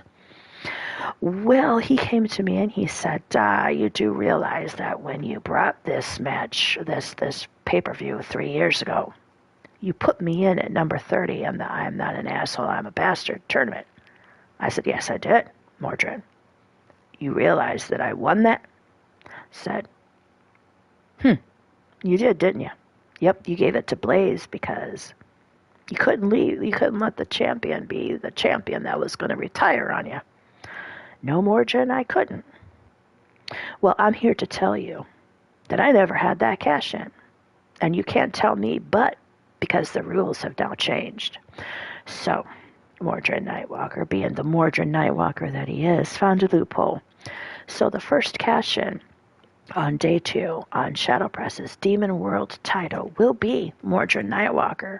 Because yes, he did. 3 years ago, when we had this first pay-per-view, I put him 30th in a battle royal, and he won the damn thing.